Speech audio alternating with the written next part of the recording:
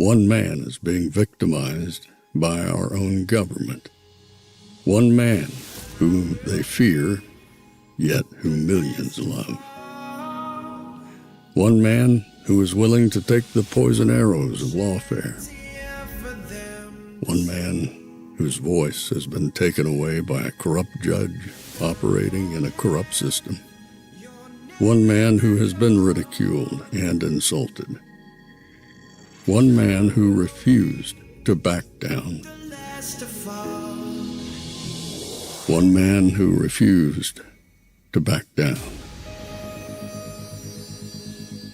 One man who refused to back down. One man who stands between us and them. One man that wants to see America protected again. One man who wants to see America prosper again. One man who understands that a man is a man and a woman is a woman. One man who understands and protects the blessing of life. One man who wants to restore American exceptionalism. One man who once again wants to make America that shining city on a hill for all to see. A place where all the people of the world glowingly set their eyes upon. America. One man who unashamedly wants to make America great again. That one man is Donald Trump.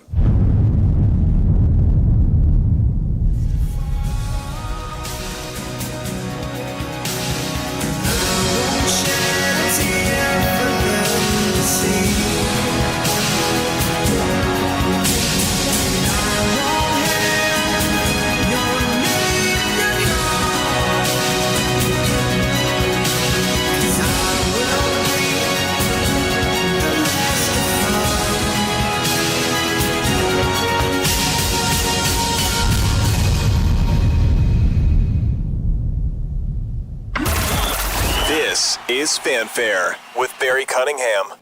What's up, everybody? We got round 2 going right now. Round 2. Everybody can hear me. Hope everybody, it looks like the levels are working. So just like before, just to let you know, I've got the Trump rally on another monitor. They play a lot of music and stuff, so I can't really play that stuff until he actually starts talking. But I'm keeping an eye on it. They're saying that he's supposed to take the stage at 4 o'clock promptly. So that would be odd for him to actually be on time and to jump up there and do his speech. Place looks packed. Let me see if I can click this over without them playing the music in the background so you guys can get a look. All right, so I was able to do that. Look at that place. That place is packed to the rim. I love how they're showing it. Look at that crowd in Racine, Wisconsin. Wisconsin, as you guys know, is a major swing state. If Trump can take Wisconsin, it's pretty much going to be over. I mean, that's what everybody's saying. I'm already saying it's over. So if you saw my earlier show, you know exactly what I'm talking about. But in any event, they're still panning the crowd. So he hasn't taken the stage yet. So we can continue talking. Thank you guys for tuning in a second time here today. Oh, man, already thank you, R. Heath, for the quick donation. I have to be able to look over here quickly. Thank you very, very much for that. Greatly appreciated. Tough day, tough day. So when I say tough day, not so much tough for me, tough for America. Absolutely tough for America. So if you haven't seen it yet, let me go ahead and give you a bit of bad news. Excuse me. This popped up earlier today. New York's highest court declined to hear Trump's appeal on the gag order in his hush money case. The appeal was dismissed without cost by the court upon the grounds that no substantial constitutional question is directly involved. So they summarily dismissed his gag order appeal. I'm pretty sure Trump expected that, given the audience in New York in terms of who the judges are. He's just not going to get a fair shake in New York City or New York State at this point. They're going to make sure that they just push everything forward and try to do whatever they can to this guy when he gets sentenced on July 11th. But until then, he still can't talk about what's going on. They're keeping him under a gag order.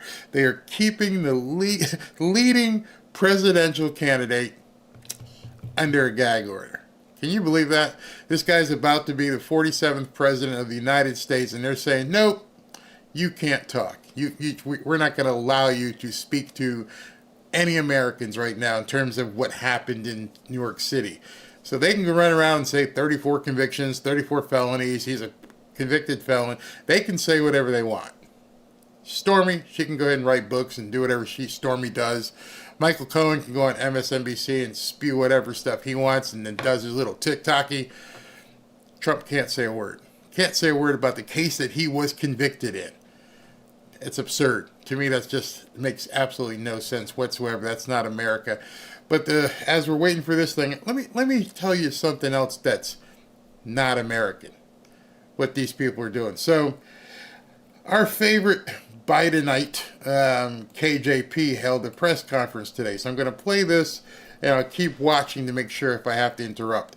Here she's talking about Dementia Joe's executive order and how he's going to do that today, and he wants to do even more if he can. Does the White House feel that it is that President Biden has exhausted everything that he can do on this matter by executive order? Yeah. But look, you see the president making an announcement. He's going to make an announcement today. He took an executive action a couple weeks ago.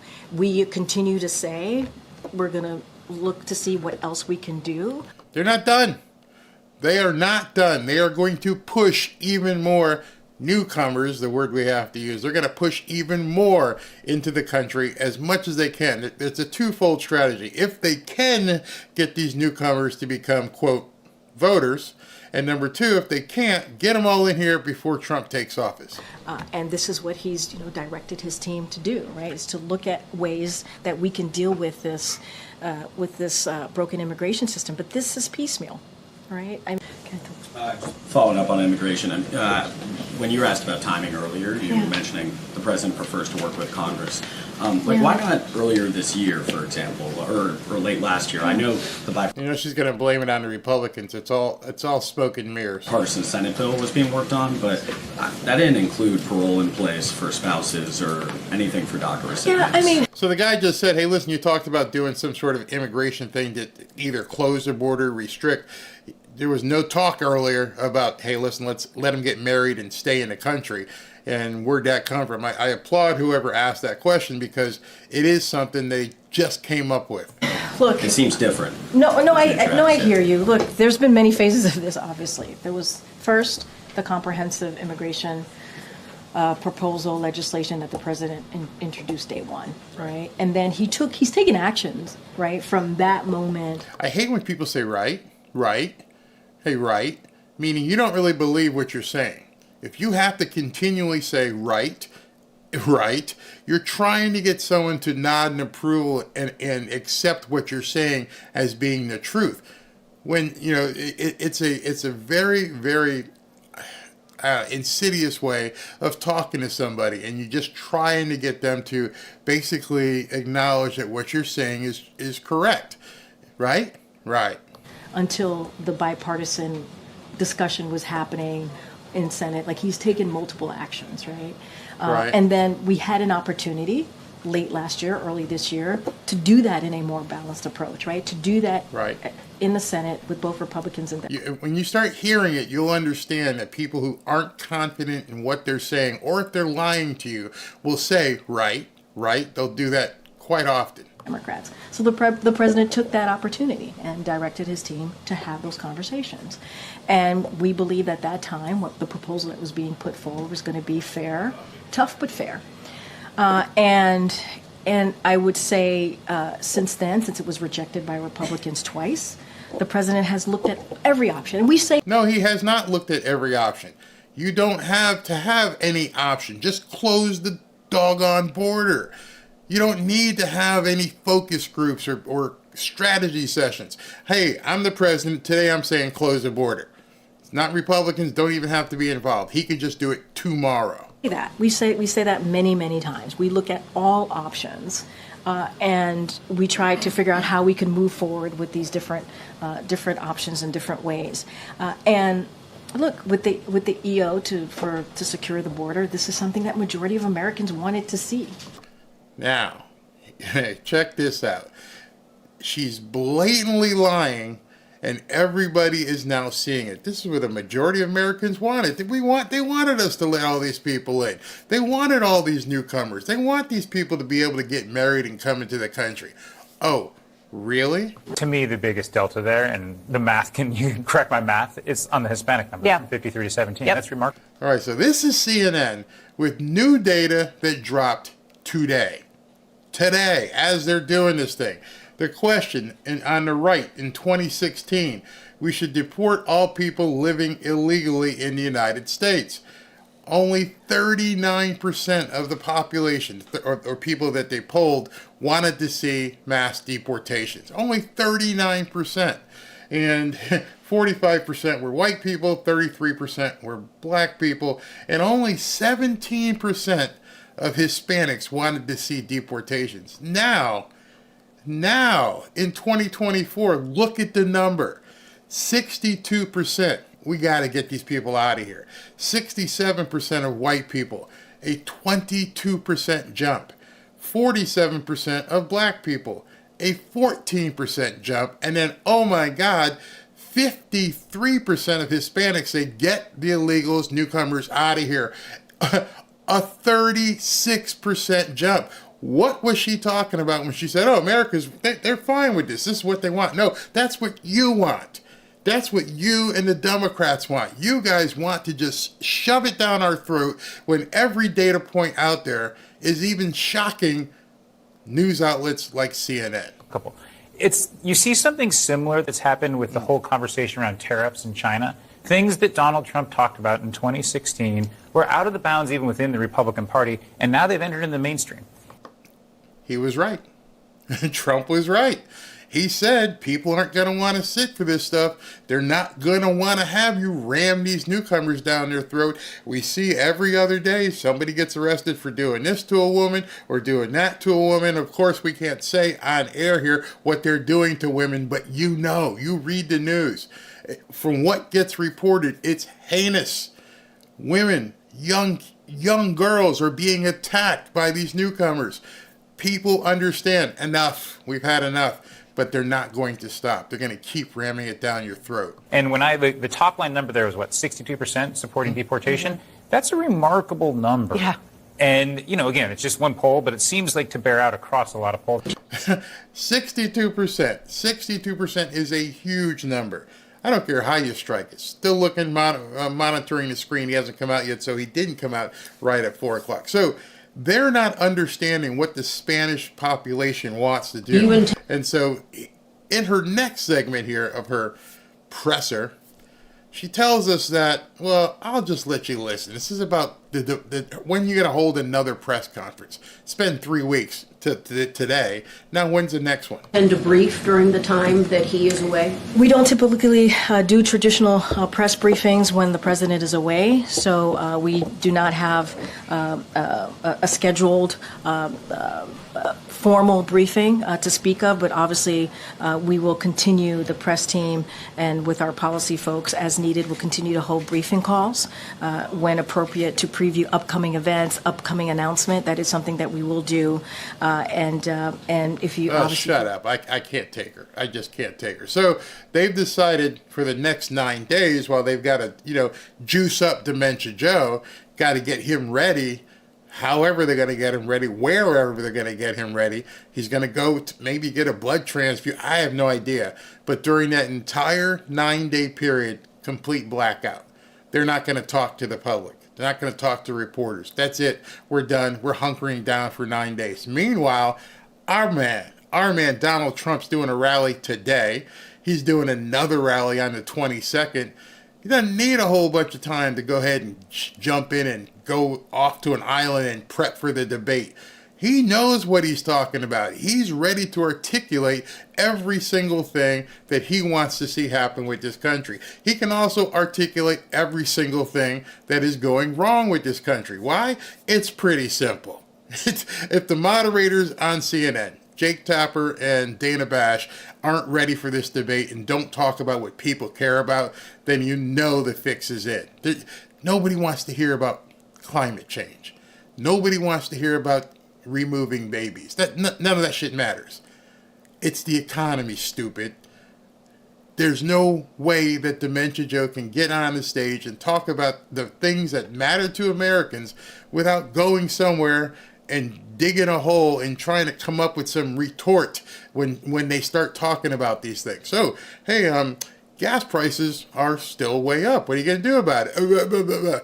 Hey, people still can't afford to buy groceries. What are you going to do about it? The job market. Not sure if you've noticed, but it's become a pattern.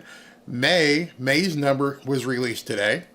May's number crapped the bed. And they wait, as they always do, they wait 30 days, and they revised April's numbers lower.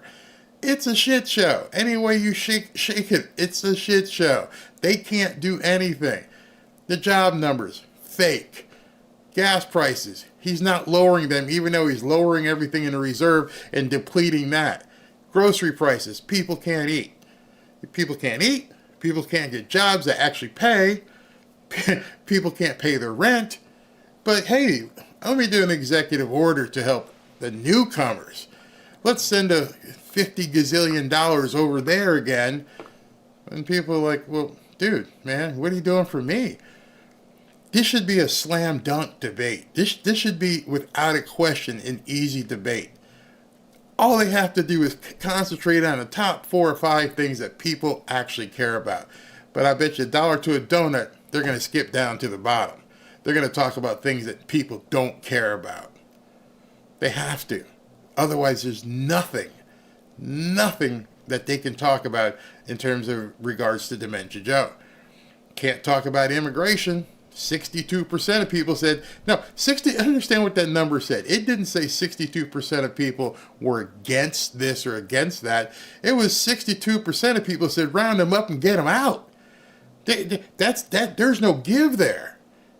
Understand what that number meant and why the people from CNN had the dire looking faces, because your back's against the wall. We're not saying, is there a way we can do something that makes it okay for the certain amount of them to stay here and so that they can maybe get green cards and work? No, 62% of the American people, which means they've crossed over into a partisan number.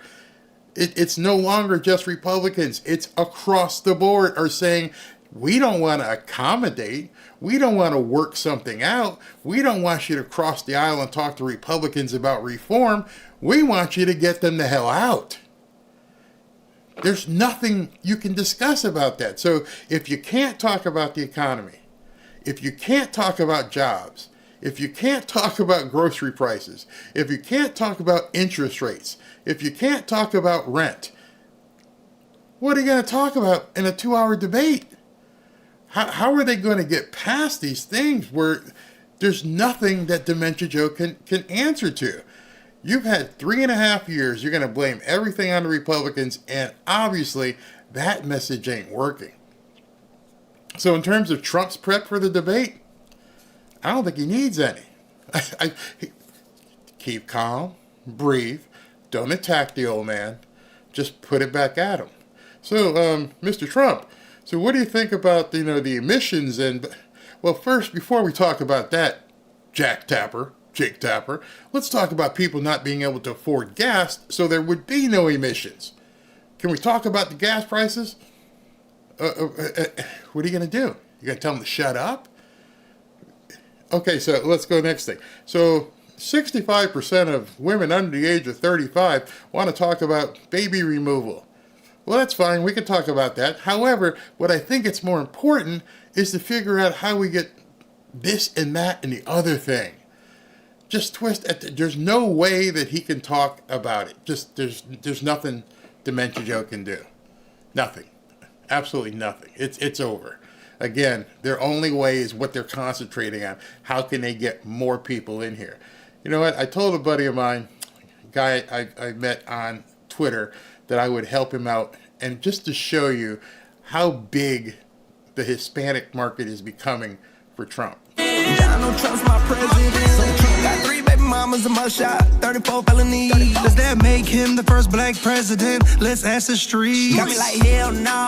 Let him out the cell, y'all. Y'all voting for the pedal. I'm voting for the outlaw. Okay, so build back better. Never seen anyone with that hat on. You know it's Pride Month. Got my red, white, and blue on. Now the Stormy Daniels get to keep the hush money, even though she didn't hush up. Did a Bill Clinton give Monica Lewinsky cash to shut the up? They don't want Trump, they want all of us. Rig the system right in front of us. Bidenomics straight fucking us. Quake Sleepy Joe the fuck up. I'd rather vote for a nigga with 34 felonies than one that shot with his daughter. Letting Wheezy weed the next DP. Keep the Trump train rolling. No justice, no peace. It's a MAGA party. No justice, no peace. It's a MAGA party. Ain't worried about 34, cause I'm repping 47. Democrats losing your mind, cause we going for a felon. Now look what you done started. Trying to indict my president. Now look what you done started. They rigged them both, he still gon' win. Now look what you done started. If he's in the cell, we'll write him in. Now look what you done started. Donald Trump's my president. Not BLM is in the building. You know Biden loves minors. Name one thing Biden's done for y'all, but set this country on fire. Then lied to us black people. Pushing propaganda saying Trump is evil. Say George Floyd's a legend. Nah, Donald Trump is my felon. It's time to hold DC accountable for what they did to our country. Stand up and fight. Fight for your right. You gotta stand up and fight for your right. America's fed up.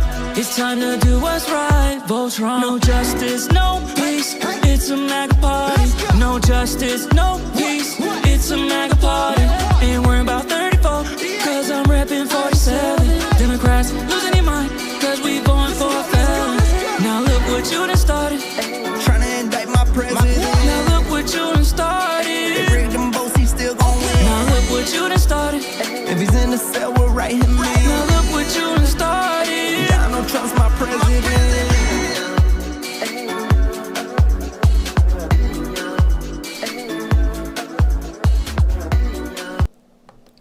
Latinos for Trump. Thanks, guys, for sending that over. I told them I'd play it. They're like, you really got to play it? I'm going to play it. I'm going to find a way to fit it in.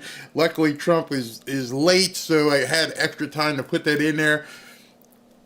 It's funny to me when I see these videos, and I'm on Twitter, and these guys are interacting with me and sending me information. I'm like, they really have no idea, do they? When I say they, I'm talking about the Dementia Joe's campaign. They have no idea what the people in the hood, what the people on the street are actually thinking. I see literally dozens of videos every single day. We're not talking about paid shills like Harry Sisson. We're not talking like the Krasenstein brothers. These are just ordinary people taking videos in their cars. These guys obviously had a nice polished rap video right there. But most of the videos I see are people just saying, I'm over it. I'm done. I can't feed my family, and I'm tired of you shoving this stuff down my throat. I'm tired of you bringing all these newcomers in and making them a priority above me, who's worked and lived here. It's absolutely nuts. I mean, just absolutely crazy. I don't remember the actual number, so don't quote me. Don't say it's misinformation. This weekend was Father's Day. As you all know, happy Father's Day to all of you. I had a great one. Something like 40 people were shot in Chicago. 40 people. 40, 50, something around there. I forget how many died. Maybe 8, 9, 10 people died. If you guys know the actual number, you can look it up. You can tell me. What's more importantly is it's become customary in Chicago. We know that every holiday weekend, just about every weekend, there's going to be a couple dozen people shot in Chicago, and maybe about a dozen or less people are going to be killed in those shootings.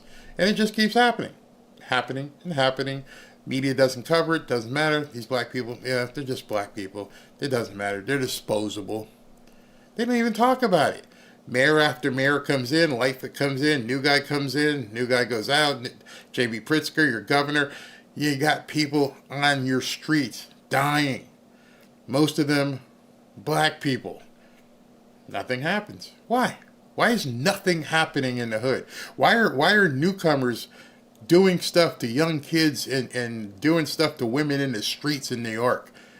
Did you not think people would go, this is BS?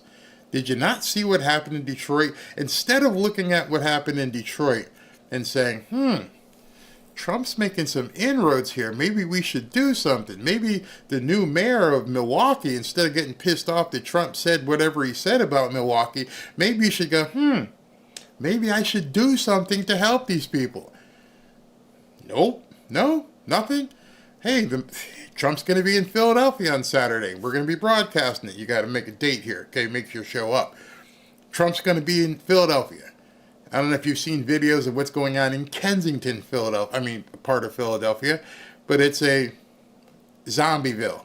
It's just a block after block of zombies. People drugged out of their mind, completely toast. New York, you got people jumping on police cars where police, it's like a no-go zone for police. All of this stuff is happening all across America. San Francisco, Biden goes out there to raise money, hanging out with the celebs, hanging out with George Clooney and Julia Roberts and Jack Black and his Secret Service agents, the detail that's protecting Dementia Joe. The guy gets robbed at gunpoint. Think you want to call Newsom? Hey man, we got to fix this. Nope, they don't care. They don't care. They just need to worry about getting these newcomers in there, getting these newcomers ready to vote. That's it. That's all they care about. They don't care about you or me whatsoever. None. I watch the press conferences with KJP. God help me for that. Never does she say, we want to see Americans put more money in their pocket. Nope, never happens. We want to make sure we clean up the crime in the street. Nope. Never happens. Never gets discussed. Only thing they ever talk about is Orange Man bad and Republicans suck. That's it. That's it. That's the extent of his entire campaign. An idiot would have to be falling for this stuff. So I'm still monitoring it. Nothing has come up yet. So let's go ahead and take some comments. I had the dream.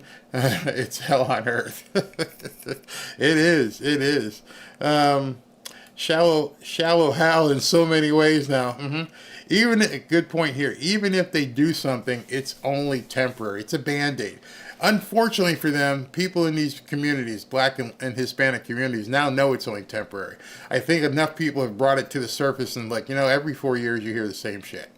Same shit, different day. Hey, I'm here to make life better for you in the inner city. We need more money for education. Then we get a gazillion dollars. That was before. Where'd it go? I can tell you.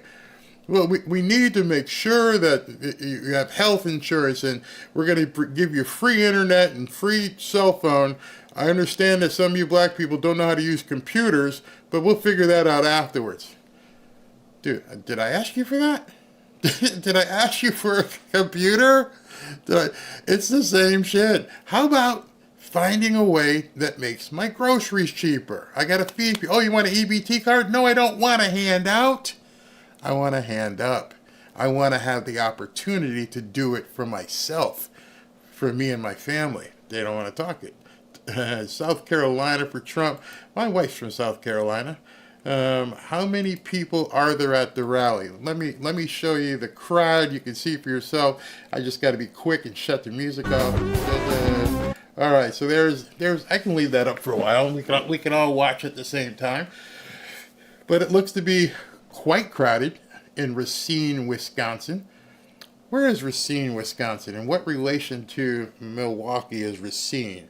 Never been to that area. Racine, Wisconsin looks to be on a water county seat of Racine.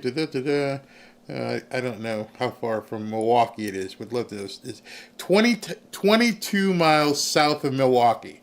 So it's only 22 miles south of Milwaukee and only 60 miles from Chicago. So he's right there in that Midwest.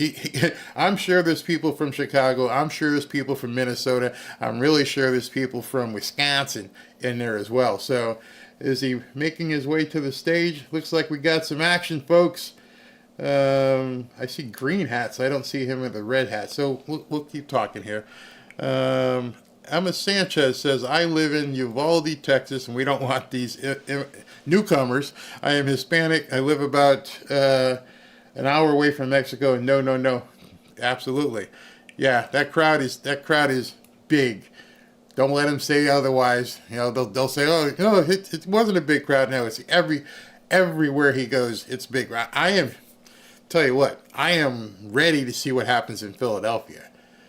It's indoors. It's at an arena out in Temple University. I'm sure there's going to be a bunch of protesters. I'm sure all hell's going to break loose him going into Philadelphia. I think that venue holds 10 or 12,000 people. I bet every seat's already sold out. Trump's not afraid to go to the heart of the country. Nope, not at all. Not at all. Orange Man, good, exactly. Rode my, what do you say here? Rode my motorcycle. Sean says, I rode my motorcycle through Milwaukee and almost puked from the smell of stale beer. You should try ride it through like parts of North Jersey. What's up, Alguina? How you doing? Something. Usual people are in here. Yep. There is no such thing as free. Nope. Nothing is free in life. Somebody's paying for it, and you know who it is. Be courageous. Wear MAGA. Yeah, they're gonna have to. Genocide Joe brings a big crowd. He brings a crowd of crazy Hamas supporters. Yeah, he can't talk about Israel either. That's another thing he can't talk about in the debate. I don't know what they're going to talk about. They're going to have to find a way to fill 2 hours, and you're going to put people to sleep if you talk about climate change. It was so funny. I don't know if you guys saw. Mark Cuban got into it on Twitter, and he was talking about how people don't understand how much climate change really matters. And then somebody posted a magazine article of his jet fleet. The dude doesn't have one jet. He has like 2 or 3 jets. Big jets, like, 747, not maybe 747, but 757. Big, huge jets that he has. So much for climate change, huh? And by the way, how about the climate change where Jill and Joe were flying back and forth from Normandy in France, back and forth to the United States? Can you imagine what that costs? Can you imagine what the carbon footprint of that is? No, you don't have to, because you know why? We don't care. But we do care about the cost. That's crazy. Our taxes pay for newcomers' housing, health insurance, prepaid cards. Biden should be impeached for that alone. Yes, he should. All they talk about is Trump being a felon. They are spending it. Today, it was so fun. I was watching, I forget, one of the news shows. It was morning show on Fox with Ainsley and Brian Kilmeade and those guys. And they're like, he's spending $50 million, and every single commercial is about Trump being a convicted felon. That's his message to the American people. That guy's bad. That guy Trump, he's a bad guy. He's a convicted felon. And when you know what that is, okay, so just so you guys know, coming from the advertising world, here's Trump. He's making his way. Oh, you guys can see it. $50 million is basically payola to the networks. Keep talking good about me, and I'll keep washing money through your television stations. So here comes Trump. He's heading to the stage. I'm sure they're going to be playing the Lee Greenwood song. Let me just click and see if I can hear it. Yep, they're playing Lee Greenwood, so that means he's about to speak. He's got his blue suit and his red 47 hat on. Crowd's taking all the pictures they can. I love when he comes out on stage and how he just basically takes a glance at everybody. Lets everybody take a glance at him. It must be a great feeling, an awesome feeling to basically understand you're around that many people who basically would do anything for you, please. I mean, look at where he's walking. He's walking right out there. Secret Service must have one. They must just freak out. I'm just saying. I know everybody that goes into the rally has to be screened and everything. That's why the lines are always so long. If you haven't been to one, that's why it takes you 2 hours sometimes to get in, because they got to screen you, they got to patch you, they got to wand you and everything to make sure this man is safe, because can't even imagine the amount of threats he must receive. They're still singing. I had to go to the Social Security office to show I haven't worked since 2019. Said they have overpaid me in 2023. Wasn't me, so they were great. Hopefully, I hope you get your money. Hey, Michael, how you doing, man? How many people in jail in America? What's this? We are already lining up for Trump in Philly. Good, get there. What's this? Anthony Semino, how you doing, Anthony? Anthony says, Bear here on to all time these Democrats are the devil's people. Yeah, they are. Man, I cannot believe that Hawaii is still voting Democrat. Lahaina burns down. My wife lived in Lahaina for years.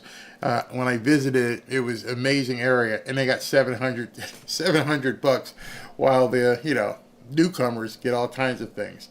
Let's check the volume. All right, we're good to go. Thank you very much. Wow. Oh, and I love Milwaukee. I was the one that picked Milwaukee, I have to tell you. I was the one that picked it. These lying people that they say, oh, he doesn't like Milwaukee. I love Milwaukee. I said, you got to fix the crime. We all know that. You got to make sure the election's honest. But I'm the one that picked Milwaukee, and the Democrats or How's the the sound, radical guys? lunatics. Is the sound okay? What they say is just... Let me know if the sound is okay. I lie. They have a horrible candidate. They have a candidate that has no clue, doesn't know where he is, and all they can do is lie. I love it. I'm the one that picked Milwaukee officially. So, and I think you had about 10 congressmen in a meeting that we had recently where I said how much I like Milwaukee. They all came out. They said, that's what he said. We can't help it. And they're truthful people. But I just want to begin by saying, hello, Wisconsin. Hello. Great state. We've had great success here. It's great to be back in this beautiful state with thousands and thousands of proud, hardworking American patriots. What a crowd.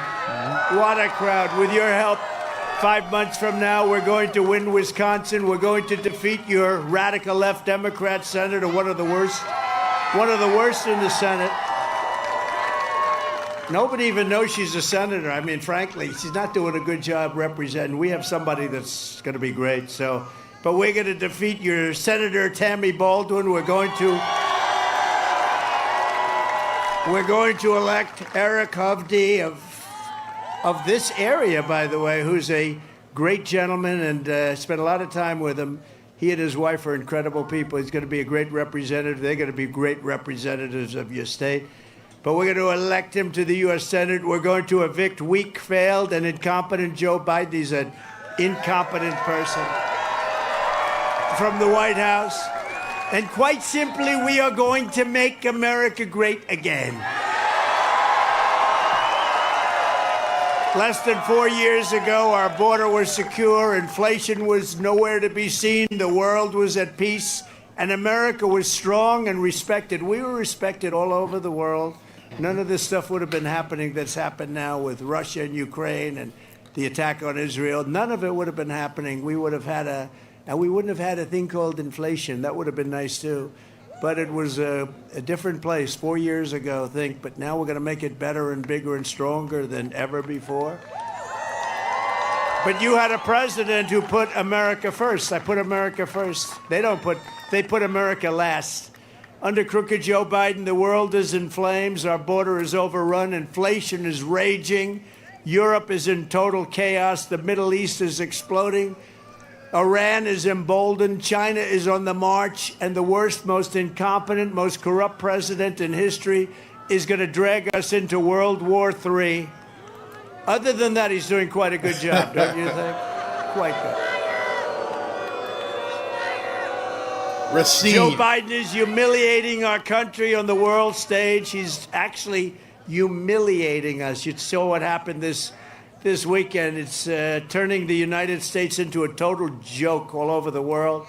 First, he wandered off the G7 in Europe, the stage, he looked like he didn't know where the hell he was, but he didn't know where he was. He's blaming it now on AI. He's saying he doesn't know what AI is, but that's okay. Now they're saying the media is manipulating. Oh, he's saying the media is manipulating. Now, on that one, I have to stick up for the media, I have to tell you.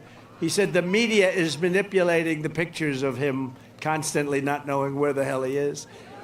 They're doing just the opposite. They're making him look better.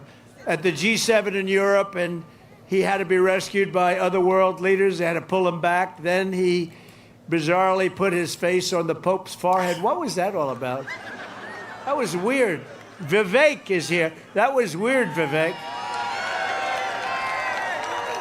I don't know. Did you see the Pope? The Pope is like, what's happening? The Pope didn't really know what was happening. He said, this is strange. Then he froze during the celebration on the White House lawn. Then Barack Hussein Obama had to grab his hand and lead him off the stage as though he were a child. I have to tell you, Obama could have handled that differently. He could have done it a little bit softer. He could have done it like, let's go. Come. He didn't have to grab him and pull him off the stage, but he looked good, and I guess that was his primary purpose. He wanted to look good. He could have done a better job. In fact, the Biden people were very upset about that whole incident, but yet to be discussed. But Crooked Joe and his handlers are insisting he's sharper than ever, and they say the videos of Crooked Joe shuffling around are clean fakes. You know what a clean fake is? They're deceptively edited. They say they're deceptively edited. All of the mistakes that he's made every day. He can't go anywhere without a mistake. Now, if I'm perfect, they say, he made a mistake. Perfect. And I don't say clean fakes, although they do. They do that. They do that. They're the fake news. Look how many you have out there. They're all over the place.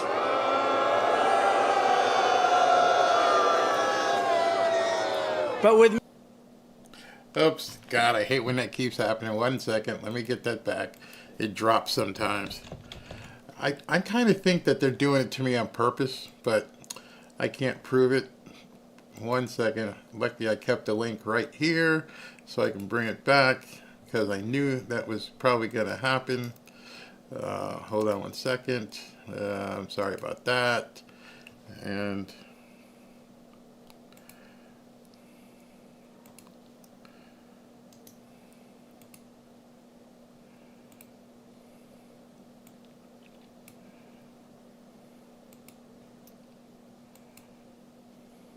that they touch. That's why this November the people of Wisconsin are going to tell Crooked Joe Biden, remember The Apprentice, you're fired. Get out. You've done a horrible job. You've done a horrible, horrible job. Worst president in history. Get out. You're fired. Get out. We can't get him out fast enough. I'm worried about the next 5 months. We could end up in World War III with this person. He's the worst president ever. The Biden administration has been nonstop catastrophe. He has been a catastrophe. It's been a nonstop catastrophe, but one of Crooked Joe's most destructive moves yet is the lawless executive action he is taking today. You've been reading in the middle of the largest border invasion in world history. There's never been a border in the world that's like this border that we have, where probably 17, 18 million people by now have entered our country illegally. Joe Biden's granting mass, he's going to formally grant a mass amnesty to millions of illegal aliens that came into our country. And you have people that have been working for 10 years to try and come in legally, and they just keep working. Under this program, a deluge of illegals will be given immediate green cards and put on the fast track to rapid citizenship so they can vote. I think a lot of them are going to vote for me, you want to know the truth. Because if you look at the Hispanic population, if you look at the black population, they're voting for Trump. They're voting for Trump. You, look at you. Okay. Let me know if it's okay now. I like that person right there. But they give them they give them welfare, they give them free health care, food stamps. Chain migration, one of the catastrophic things, one of the many catastrophic things that we're confronted with when they come in. Crooked Joe is sending a message to the world that he rewards illegal entry, and that's what's happening. They hear about all of the things that are coming in, and don't kid yourself, the ones that are hurt the most, the black population, the Hispanic population, and you know what else? Who else is hurt badly? Unions, because unions are not able to compete with this. This is a mass entry into our country, and the unions are getting absolutely killed by it. All an illegal alien has to do is sign up for his new program. It's a sham marriage or college degree. Think of this. And they can expect amnesty and taxpayer support. They want to get taxpayer support. We are supporting people that come in illegally, but our soldiers, our veterans, are dying on the streets of these horribly run Democrat cities. Our country is under invasion. We should not be talking amnesty. We should be talking about stopping the invasion instead. This is an invasion of our country.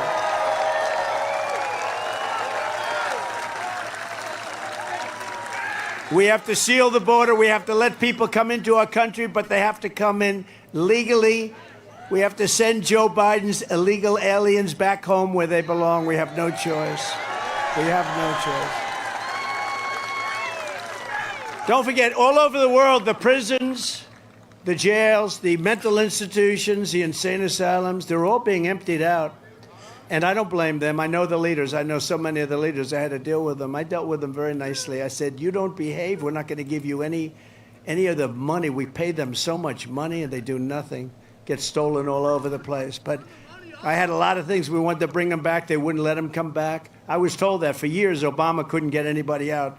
We suffered with MS-13 by the thousands and thousands that killed people, that cut up.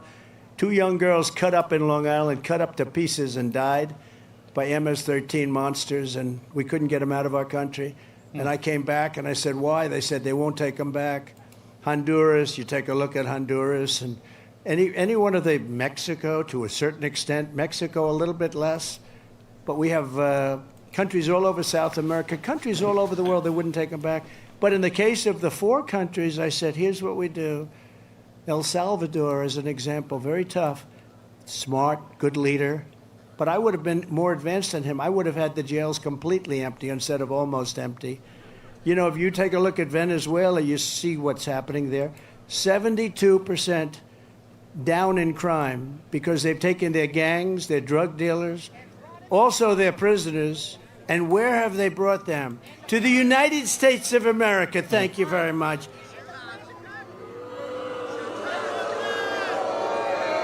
No. Who can believe that they allow this to happen to our country?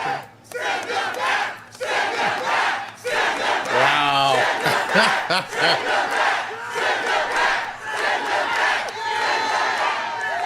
Now, who can believe that they would do this to our country? Now, Joe Biden doesn't have a clue. Now, we're going to watch. Is anybody going to watch the debate?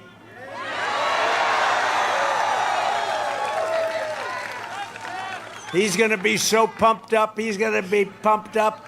You know all that stuff that was missing about a month ago from the White House? What happened? Who left it? Somebody left it there. I wonder, let's see, somebody left a laptop in an office of a gentleman who was supposed to fix the laptop from hell. He never picked it up, and somebody didn't pick up hundreds of thousands of dollars worth of cocaine. I wonder who that could have been. I don't know. Actually, I think it was Joe. You're one of those. But Crooked Joe's action today is an illegal, unconstitutional amnesty without approval from Congress, no approval from the courts or the American people, but he never does that. He did that with the tuition, and that didn't work out too well. He got rebuked, and then he did it again. It's going to get rebuked again, even more so. It's an even more vile attack. But he did that with tuition just to get the publicity for the election. He doesn't care about that. He just wants to see if he can get it by the election. Like with all my stuff, they get these people from all over, go after Trump. They never did this before. This is like third world country stuff. Go after Trump. But he did nothing wrong. That doesn't matter. Just go after him. Go after him. And we don't care what happens after the election. Just do it. Mess it up. No country has ever done this outside of a few third world horrible banana republics. Very rarely done. This Biden amnesty is a direct attack on American democracy, and yet another example is how Biden and his communists are demolishing our constitutional system and replacing it with a corrupt and fascist regime. These are fascists. These are bad people. And I don't think he's calling the shots. I'll be honest. I think he's not. I'm talking to you like a small little gathering of, 20,000 people. But I don't think he's calling the shots. I really don't. I almost sound when I talk about, Alphonse Capone was indicted less than Trump. I'd never heard the word indictment, and then all of a sudden that's coming from all different angles at me, all caused by Biden and his thugs. But it's not going to happen. It's interesting because we're doing better now than we've ever done because people know it's a scam. It's a big scam. And the Biden betrayal is not going to stand. When I'm reelected, Joe Biden's illegal amnesty plan will be ripped up and thrown out on the very first day that we're back in office. Because he's just using that group. But he's going to let everybody come in because you know what they're trying to do? They're trying to sign these people up and register them. They're not citizens. They're not allowed to do it. It's illegal as hell. We're filing court cases all over the place, including here, but we're filing court. So what they're trying to do is they're trying to use all of these people that are pouring into our country to vote. What other reason? Look, it's either they're stupid, they're not stupid. He is, but they're not stupid. The people that surround him, his leaders, his leaders aren't stupid. You can't cheat that well at an election and be stupid, okay? But, so you say they're either stupid or they hate our country, or the third thing is they want to sign people up to vote. And that's what they're doing right now. They're signing people up to vote. The people don't even know where they are. And they're getting them cards to vote. They're trying to register them to vote. And we're in courts all over the place, and we're going to get it stopped, and we're not going to let what they did 4 years ago happen again. Our country is being destroyed. Joe Biden wants to be the president for illegal aliens, but I will be the president for law-abiding Americans, every background, every walk of life, every race, religion, color, and creed. I'll be the president.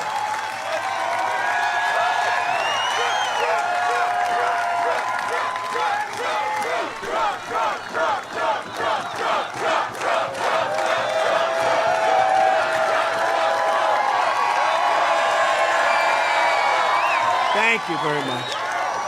Crooked Joe's mass amnesty comes in the wake of a series of horrific murders by, I call them the Biden illegals. They come in here so illegally. They just walk across, not vetted, not checked. All over the world they're coming from. The Congo and Africa, 22 people coming out of jails recently. And where are you from? The Congo. Where did you live? In a jail. What did you do? We don't want to say.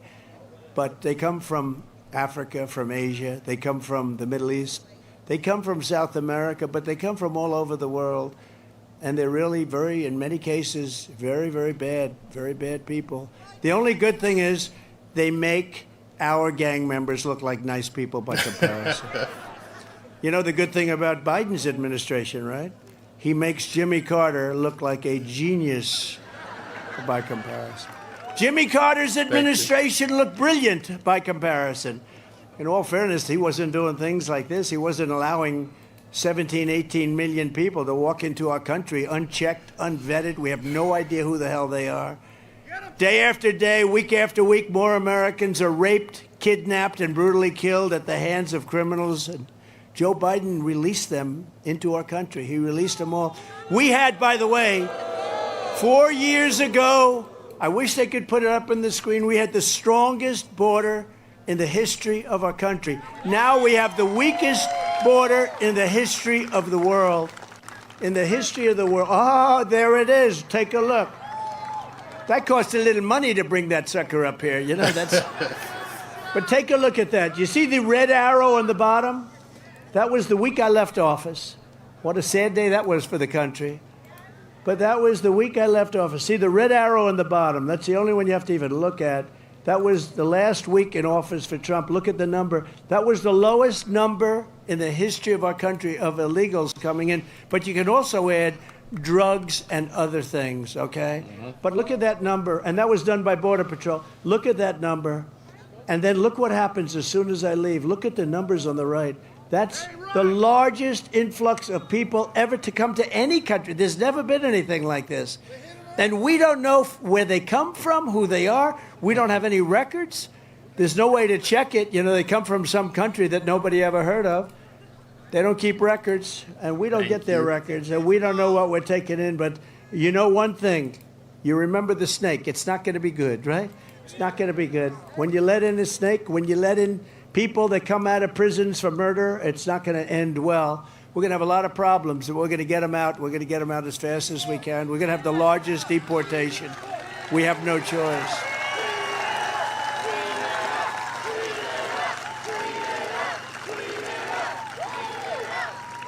Just last week, another Biden migrant was arrested for the savage murder of an innocent American woman. You probably all read about it.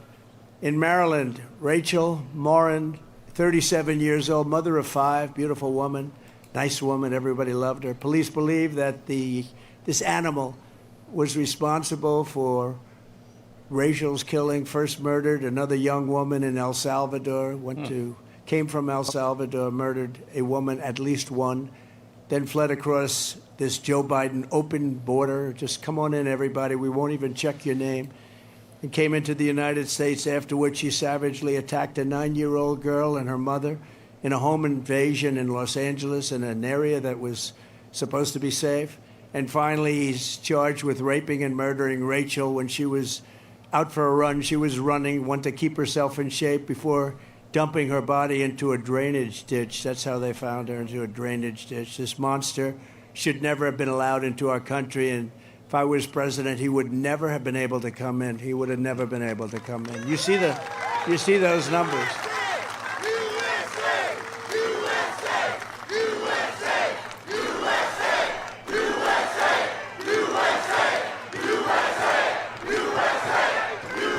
Thank you very much. Just like the killer, and you've read about this too, Laken Riley, beautiful Laken Riley, would have never been in our country. Laken was the topper of her class. She wanted to be a nurse. She was the top student, the top everything. She was admired by everybody that knew her. And she was murdered by the same kind of a person that came in here under Biden's there is no policy. They just come in. They just came in. And, you know, I listened to Tom Homan the other day. Tom Homan's great, real pro. He said there's never been an administration so good on the border and so good generally, but he's a border guy. He's a pure, powerful border guy. He said there's never been an administration like Trump. It's the greatest border, the safest border we've ever had. All these murders that are taking place and all the murders that will take place, you're just seeing the beginning. They're just getting comfortable, you know. They're here for a little while. They're not going to start up. They want to find out. They're just getting comfortable. Now they're having fistfights with cops in the middle of the street. Think of that. In the middle of New York City, they have a guy fistfighting with a cop. I've seen cops shot. I've seen a lot of things. But a fistfight, that's really like crazy. And they're duking it out in the middle of a street. And if that happened to him in his country, they would have had him killed immediately. He would have been killed immediately. But here we're very nice. We're politically correct. Also recently in New York, an illegal alien with mutual and multiple prior arrests approached 2 13-year-old children with a machete in broad daylight, forced them into the woods, tied them together by the wrists, and raped the girl at a park in Queens. I grew up in Queens. When I'm reelected, we will begin removing these criminals, these horrible people from our midst, and we'll end up doing it immediately. We're going to do it immediately.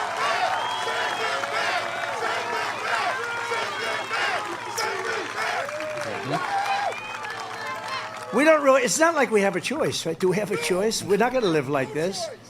You know, that area in Queens, I said, that's where I grew up. I grew up right near that area. It was unthinkable. My parents, I'd go to the park. It was like 20 blocks away. I'd take a bicycle ride there. Nobody thought anything was going to happen. I did that for years. Played baseball and different things in the park. And you'd ride and you'd come back home. Mother would say, hi, darling, would you like something to eat?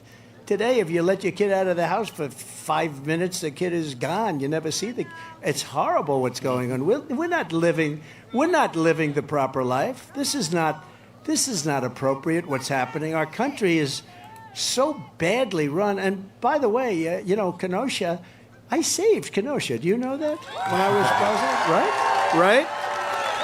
I saved it. He said 20,000.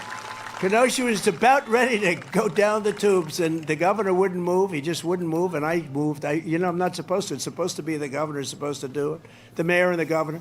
But we did a great job, and we saved a lot of different places, and some here. We saved a lot of places. Joe Biden's amnesty is also a cold-blooded betrayal of American seniors. By the way, did you see Nancy Pelosi? Her daughter did a documentary, Crazy Nancy. No, this happened just a couple of days. They found the documentary. Her daughter, who's a, quote, documentary maker, has a documentary where Nancy Pelosi is saying it's my fault, meaning her fault, not my fault, her fault, that she takes full responsibility for what's happening. That's as the event is happening. You know why? Because she was being honest for the first couple of hours, and I offered them 10,000 soldiers because I knew the crowd was going to be big.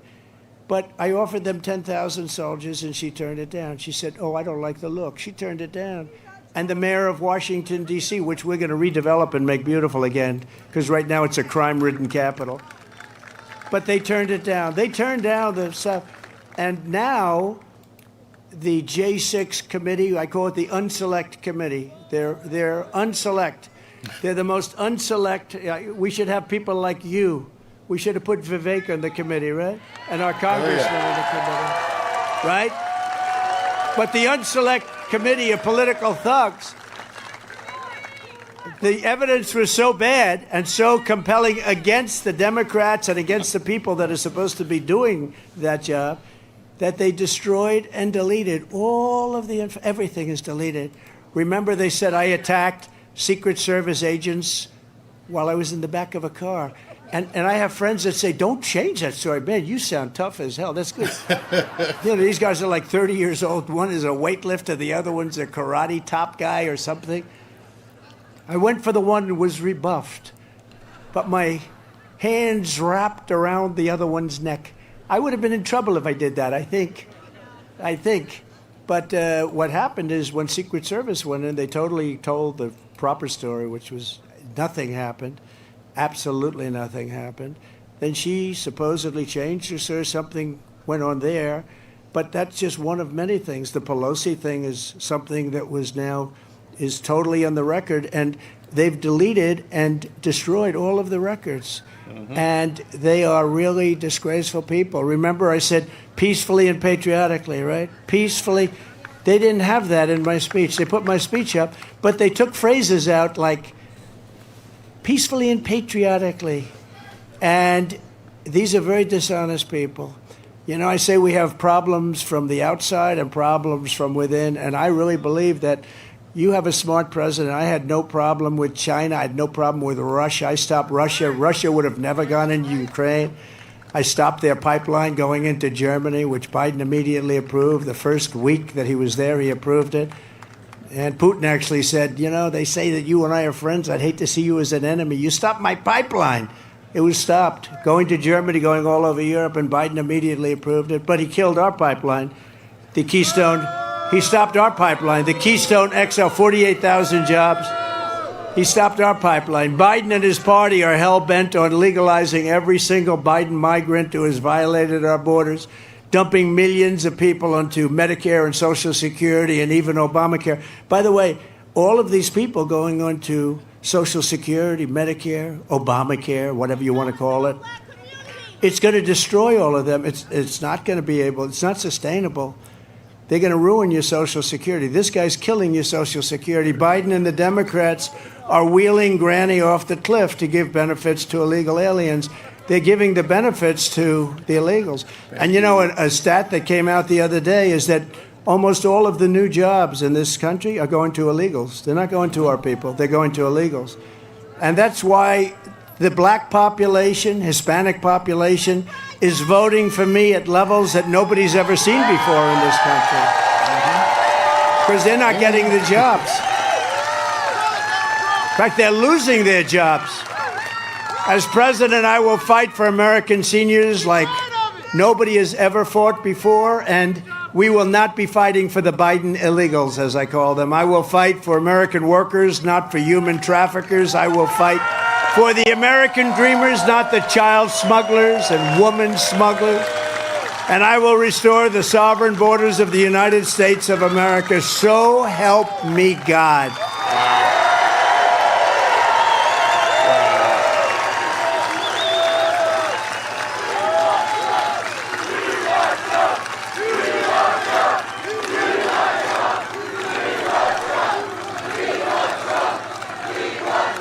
Thank you very much. Thank you.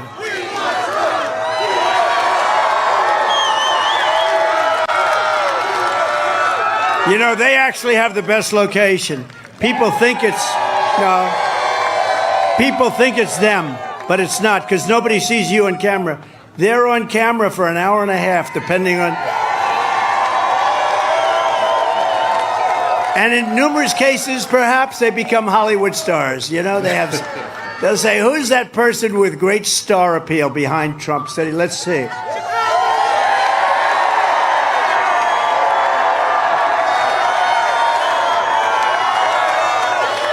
Got a few of them. You never know. Hey, you never know. What is a star, after all? What is a star? I will also take immediate action to save our economy. Our economy is doing terribly. Inflation has killed our economy. It's a nation buster. On the last day in office, inflation was at less than 1.4%, and as you know, it's now 10. Hey, look, if you take a look at our inflation, our real inflation. They said it was 10 for the last couple of years cumulatively. You take a look at inflation, and if you add different categories, which they don't, I think our inflation is between 40 and 50%. They say it's at 22%. 22% is a lot. That's record setting. But I think you could double it. Let them add the cost of interest. Let them add the cost of trying to buy a house. Nobody can buy a house anymore. The American dream is dead. The money they can't get, the interest rates through the roof. During my term, we had gasoline down to $1.87 a gallon. And by the end, the 30-year mortgage rate was 2.7%. Think of that. And now it's 10%, 11%, 12%, and you can't get the money, so it doesn't make any difference. They can tell you what the rate is, but you can't get the money. Joe Biden inherited the fastest and strongest economic recovery in history. I gave him the greatest economic recovery in history. It's called bounce back. We were all set. We were set. I hated. We had the greatest economy ever in the history of the world. COVID came in, and we did an unbelievable job. And by the time we ended, we gave him the greatest bounce back that anybody's ever had. And guess what? He blew it to shreds. And that's where we are right now. Biden's inflation, price hikes, and energy destruction have cost the average American family an astonishing $28,000. Think of that, $28,000. And on day one of my new administration, we will throw out Bidenomics and replace it with Maganomics. Maganomics.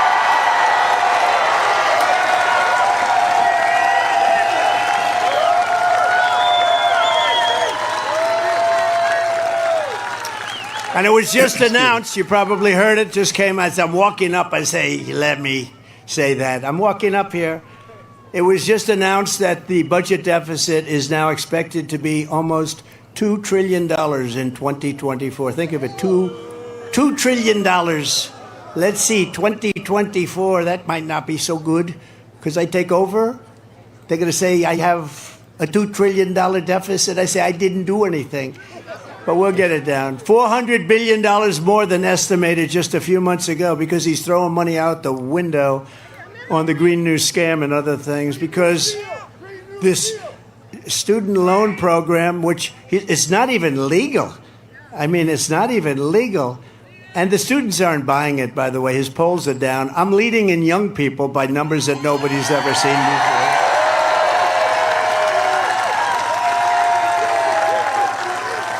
And remember, with Trump, no tax on tips. So for all of you people, a couple of people that get tips, right? Tips?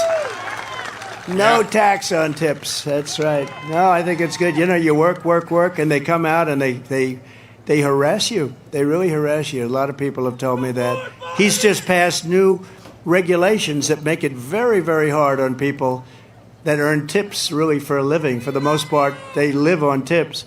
I will stop Biden's wasteful spending and rapidly terminate the Green New Scam, which is a total scam. We're spending money like drunken sailors. You know the expression, drunken sailors? They love that expression. I will end the Biden inflation nightmare, and we will end it quickly.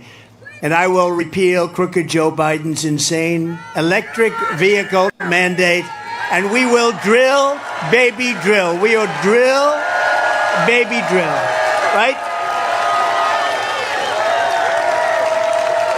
Gotta drill.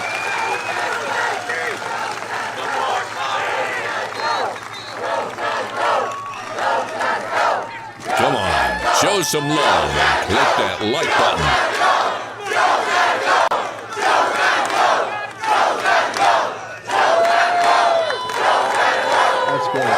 Thank you. Thank you. Energy costs will come down very quickly. In many cases, we'll be cutting your energy costs in half, and we're going to be doing it very fast. I will also stop inflation by stopping the invasion, rapidly reducing housing costs. You know, they're taking over our hotels.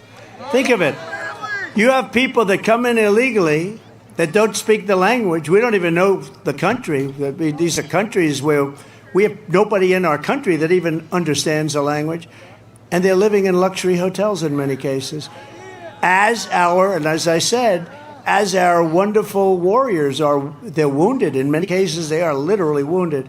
They're wounded from what's taken place, from the trauma, but they're wounded. And they're laying in the streets of San Francisco and Los Angeles and New York and Chicago and Oakland and all over the place. And you have other people living in luxury hotels. You tell me, is this country screwed up or what? Is this country... We will cut every unnecessary Biden regulation. You know, I cut regulations more than any president in history. That's how we got all the jobs. And I cut your taxes, the biggest tax cut in the history of our country. And we will make the Trump tax cuts permanent and reduce taxes even more for working families and small businesses. They want to let the Trump tax cuts expire. If you do that, you will pay 4 times the amount of tax that you're paying right now. Somehow, you know, all my life I've watched politicians, and they always said, I'm going to reduce your taxes. This is the only group I've ever seen. We're going to raise your taxes by 4 times. Oh, let's vote for them. There's something crazy going on. There's something crazy in the water. But, you know, I produce the cleanest water and the cleanest air. That's what I want. I want clean water, clean, crystal clean air. Unlike me, Joe Biden isn't fighting for the working people. He's fighting for all of the corrupt interests that get rich off the suffering of the middle class. And he's fighting for China. And he's fighting for lots of other countries. He puts America last. Crooked Joe backed NAFTA, China's entry into the World Trade Organization, and the horrible Trans-Pacific Partnership, and also the ripoff called the Paris Climate Accord. Sounds so nice. Except we were paying the whole brunt of it. China wasn't paying, Russia wasn't paying, India wasn't paying. We were paying $1 trillion for the Paris Climate Accord. Sounds so nice. I said, you know, when I terminate this deal, I'm going to get killed on this one. I terminated it. Everybody thanked me. It was like, because they all know the people are really smart. They get it. They get it. What we are doing for other countries, and we're destroying ourselves, and we owe $35 trillion. You know, it's not like, gee, we have nothing but cash. He sent our blood and treasure to back regime change in Iraq, regime change in Libya, regime change in Syria, and every other globalist disaster for half a century. It's been going on the same. I took our soldiers out. You know, I'm the only president that didn't start a war. I'm the only president. I finished the war. I finished it. I finished the war with ISIS, the ISIS Caliphate. I finished it. But I didn't start a war. I got our soldiers out of Syria. I read this morning that, oh, gee, it was a shame. We had 5,000 soldiers on the border, Syria and Turkey, right on the border. So you have Syria, Turkey, and in the middle we have 5,000. In between, a 250,000 person army and 150,000. I went to a general. I say, how do our 5,000 soldiers do in that case? You got two warring nations. And they say, not good, sir. I say, I think it's time to get him out, right? I got him out. Then we had 54 soldiers. And I said, this one I don't have to ask a general. Get him the hell out of there. You know what? Essentially, nothing happened. They've had that border for 2,000 years, different names. But they've had that border for 2,000 years. They've been fighting for 2,000 years. Why do we have soldiers here? I took them out. And we didn't have people killed. We had nobody killed. And they still fight over the border a little bit, but not much. It's, you know, they fight for a little while, then they stop. This goes on for thousands of years. No, you know, we are now, we call ourselves, because, you know, I'm conservative. What difference? I'm the party of common sense. We're the party of common sense. It's not a conservative thing. It's not a liberal thing or a Democrat or Republican thing. After years of crooked Joe building up foreign nations under my leadership, we will once again build up our nation, if that's okay. Let's build up our nation. I think it's time, right? It looks like a good soldier there. I will revoke China's most favored nation's trade status. They have a most favored nation. They're favored. I said, why do you have that presidency? Well, we are a developing nation. You got nothing but cash. You're killing us. We paid them $500 billion a year. They built their military because of stupid people. And one thing, you know, somebody said it, you don't even think about it. I read it 2 nights ago.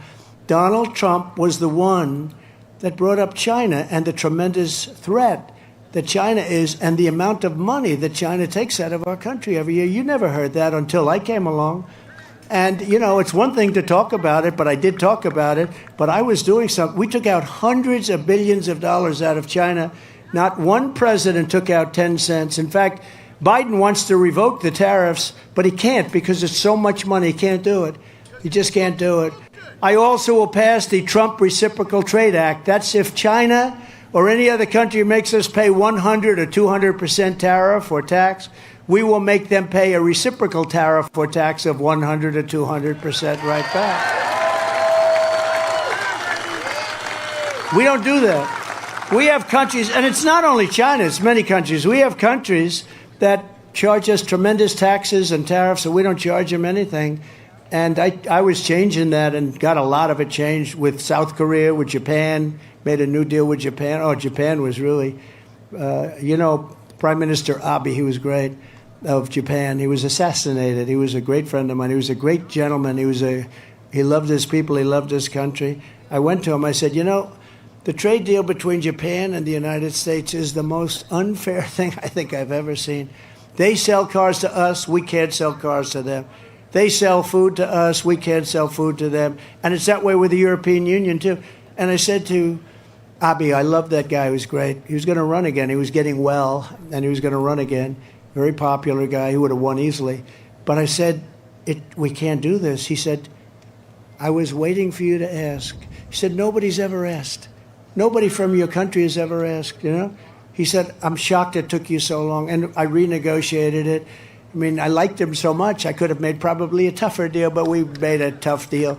I liked him. He was a great guy, and we renegotiated that deal. We renegotiated a lot of deals. One of the best deals I made was with China, but because of COVID, I don't even talk about that deal. China had to buy $50 billion worth of our product, our agricultural product mostly.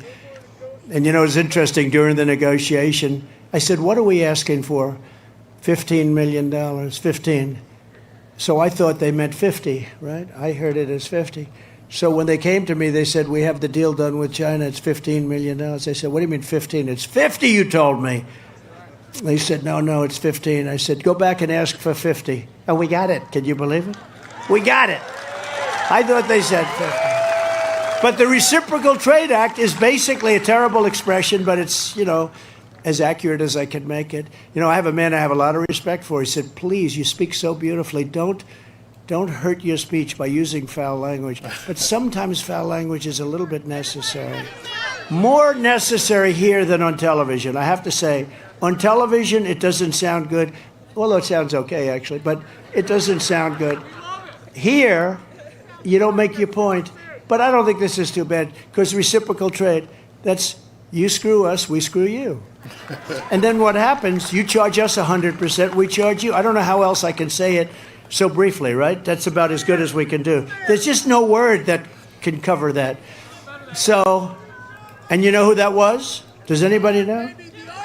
You know who that Graham. was that told me? A great man, actually. Franklin Graham, you're right. It was Franklin Graham. He wrote me a beautiful letter, and he said, your speech was so good, and I loved it and everything else, but you don't have to use foul language. And I very rarely do. And it's not really, it's just, like little words, like that word that starts with a B and ends with a T, right? It's just such a descriptive word. I don't know how you replace some of these words. But I think of him when I'm about to do, and usually last speech I said I'm going to behave, and I did. I totally behaved. This one I did use those two words, the same word twice. Biden would say I used 3 words 4 times. Remember that? He'd have 4 words, and he'd say in the famous words those 2 words, and then he'd issue 4 words. This guy. This is what we have negotiating. This is what we have negotiating with Putin, with President Xi of China, with Kim Jong-un, who's loaded up with nuclear weapons. This is what we have negotiating. When France came out and wanted to tax our nation, I told them you can't do it, and if you do it, you're going to pay 100% tax on all of your wine and all of your champagne that you send in. And all my people said you couldn't do it. You'll never be able to change it. They're going to tax our companies 25%. And I said, we're going to do it. And I did that, and it was a miracle. They said, Macron, you know Macron, good man. He loves France. He doesn't love us. He loves France, right? I'm excited to announce we're having a huge My Pillow spring sale. We're going to charge you 100% and here's a few unless that examples. disappears. Everybody told me it couldn't be done. My own people told me it couldn't be done. Get another My Pillow 2.0 And I said, nope, absolutely 100% free. starting Made on Monday. with This was cooling Friday. Technology, the best He called me pillow back ever, 5 minutes just later. He got said even that better. we would be And this delighted just to drop in. that 9 tax. brand new colors We would be and styles delighted of to our drop that Percale bed sheets. 25% They're tax made on with your the companies, finest long Vivek. staple cotton, But if I and gave now it you to can save Vivek to do, I think he'd 50% pull or it more. off, right? Was You know. $24.98.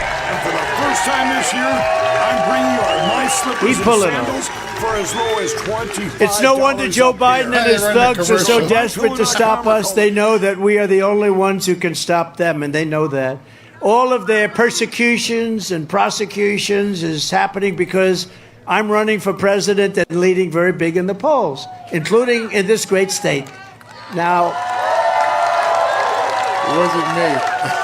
do you remember in 2016 we won, and then we did much better here in 2020, but lots of things happened. And then in the end we won, but by that time it was a little late. But in 2016 we won, and I got a poll from ABC Washington Post, Washington Post is down 50% in readers, which is a good thing because people don't like fake news. And ABC, they have George Stopalopoulos. I call him Slopadopoulos. George Stopalopoulos.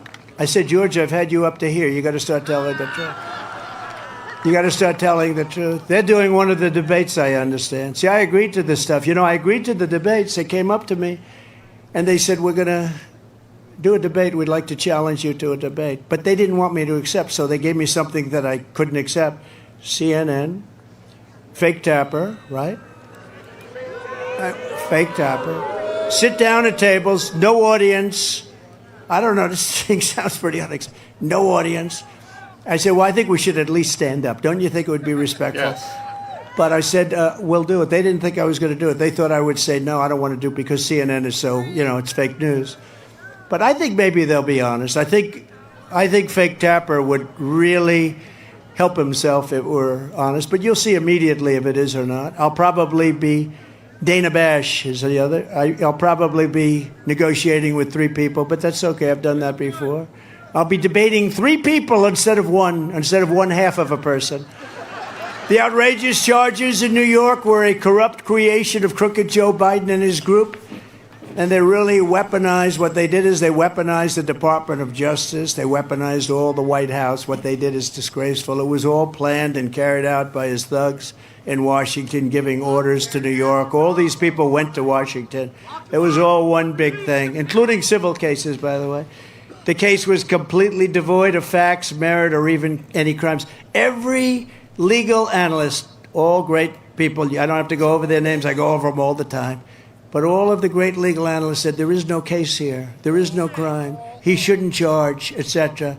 But every single one of them said that. This wasn't a legitimate indictment. This was a Joe Biden indictment to try and hurt your political opponent. And it's really reverberated because the numbers we've never had numbers better than this, and they've really gone up a lot since that fake deal was started. But since the rigged trial in New York, and think of this, the poll numbers have increased very substantially, and the fundraising has, I think, set all-time records. I mean, I think it's set all-time. And you know what? If you understand this stuff, if it hadn't, it would have gone the opposite way. If this was real stuff, it would have been the opposite. Most of the time it would be. But I have a nice platform. I was able to explain what it is. It was fake. I also got Dershowitz. You take a look at Dershowitz and Mark Levin, all great people. Andrew McCarthy, Greg Jarrett, all great people. Jonathan Turley, all fantastic. Do you think Biden could remember 5, 6, 7 names? I don't think so. I don't think so. And honestly, many others. And they all came out and they said, this is a terrible thing that's happening to our country, et cetera, et cetera. And people read.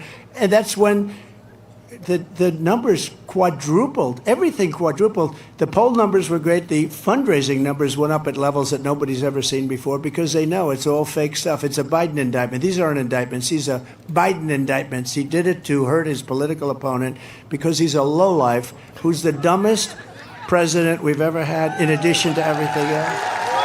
The radical left Democrats rigged the presidential election in 2020, and we're not going to let them rig the presidential election in 2024.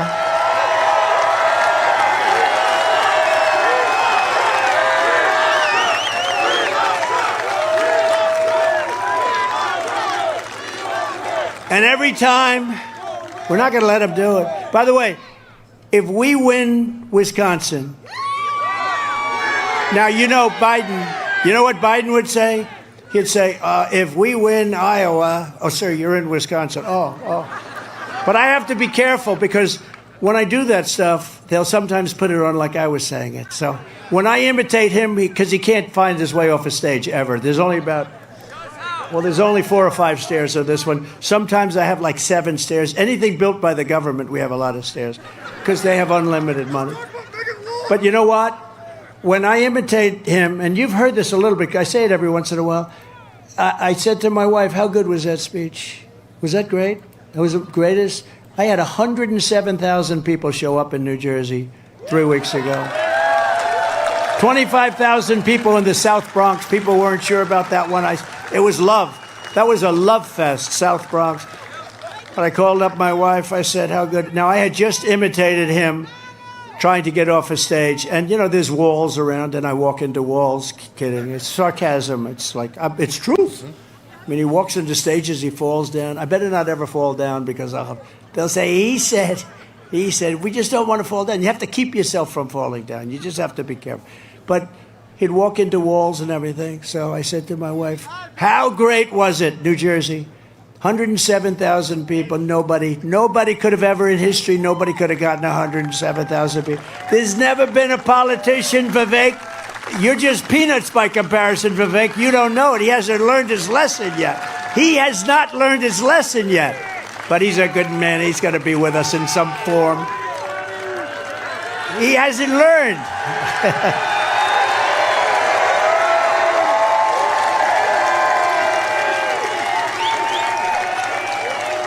But I said to my wife, Vivek, I said, our great First Lady, she's our great, people like our First Lady. So I said, honey, I'll tell you, it was unbelievable. How good was it? It was unbelievable. The crowd, nobody's ever seen a crowd. That broke every record in New Jersey history. Nobody's ever seen 100, and I don't have a guitar. Don't forget, Elvis had a guitar. I don't have a guitar. I have nothing. I stand up here by myself. Terrible. But all these people, I said, how great? Tell me how great. She said, well, it was okay. I said, what do you mean okay? It was phenomenal. No, but your hair didn't look good. And then she said, the killer of all killers. She said, and what happened? You couldn't find your way off the stage. They showed you walking into walls. So the fake news had me walking into walls when I was just imitating Biden because he walks into walls. I don't know. You got to live with it. You got to live with it. That's why we call them the fake. That's why we call them the fake news. Every time the radical left Democrats, Marxists, communists, and fascists indict me, I consider it a great badge of honor. Remember, I got indicted more than Alphonse Capone. Al Capone was the meanest. Scarface. He was the meanest ever, the worst. Oh, he was right down the road, actually, Chicago. He controlled Chicago with an iron fist. If he went out to dinner with a person, didn't like him, they were gone by the next morning, never found again. You know, they're usually a part of the foundation of a building going up, right? I got indicted more than Al Capone, all because I ran for office. If I didn't run for office, I'd be enjoying life. But you know what? I enjoy this better because we're going to make America great again. That's what I like. That's what I like. Very simple. And I'm being indicted for you. Never forget, our enemies want to take away my freedom because I will never, ever let them take away your freedom. That's why I'm here. They want to silence me because I will never let them silence you. And in the end, they're not after me. Quite simply put, I am just standing in their way. I'm standing in their way, and they're not. I'm not moving. I'm not moving. My life could have been so simple. I could have had 200 lawyers less. My life could have been so simple. I would have had a beautiful life, but this is a beautiful life. This is far more beautiful. I mean, what's better? Being with you right now. Look at that beautiful lake.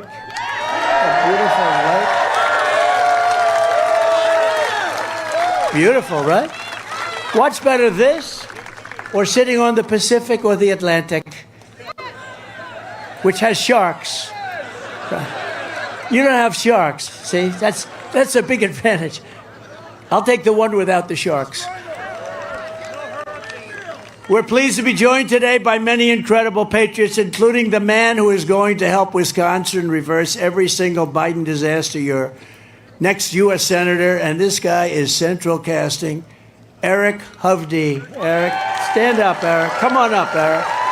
Eric has had an outstanding career in business, a real success, and now he's going to get things done. Eric will vote to crack down on illegal immigration, end Joe Biden's border disaster, support our police, and turn back the wave of violent crime. He will help us rapidly halt Biden inflation and unleash energy, the likes of which you have never seen. But most importantly, Eric will defeat your radical left senator, the worst senator in the U.S. Senate, they say. She's the worst senator. She's rated, I think, the lowest, the worst. Is a bad one. You got a bad one in Ohio, too. I think he's going to be defeated, Brown. But Tammy Baldwin voted for every single inflation-causing Biden spending bill. 100% voted with Biden. And Biden doesn't represent you. $11 trillion worth of votes that have caused massive inflation.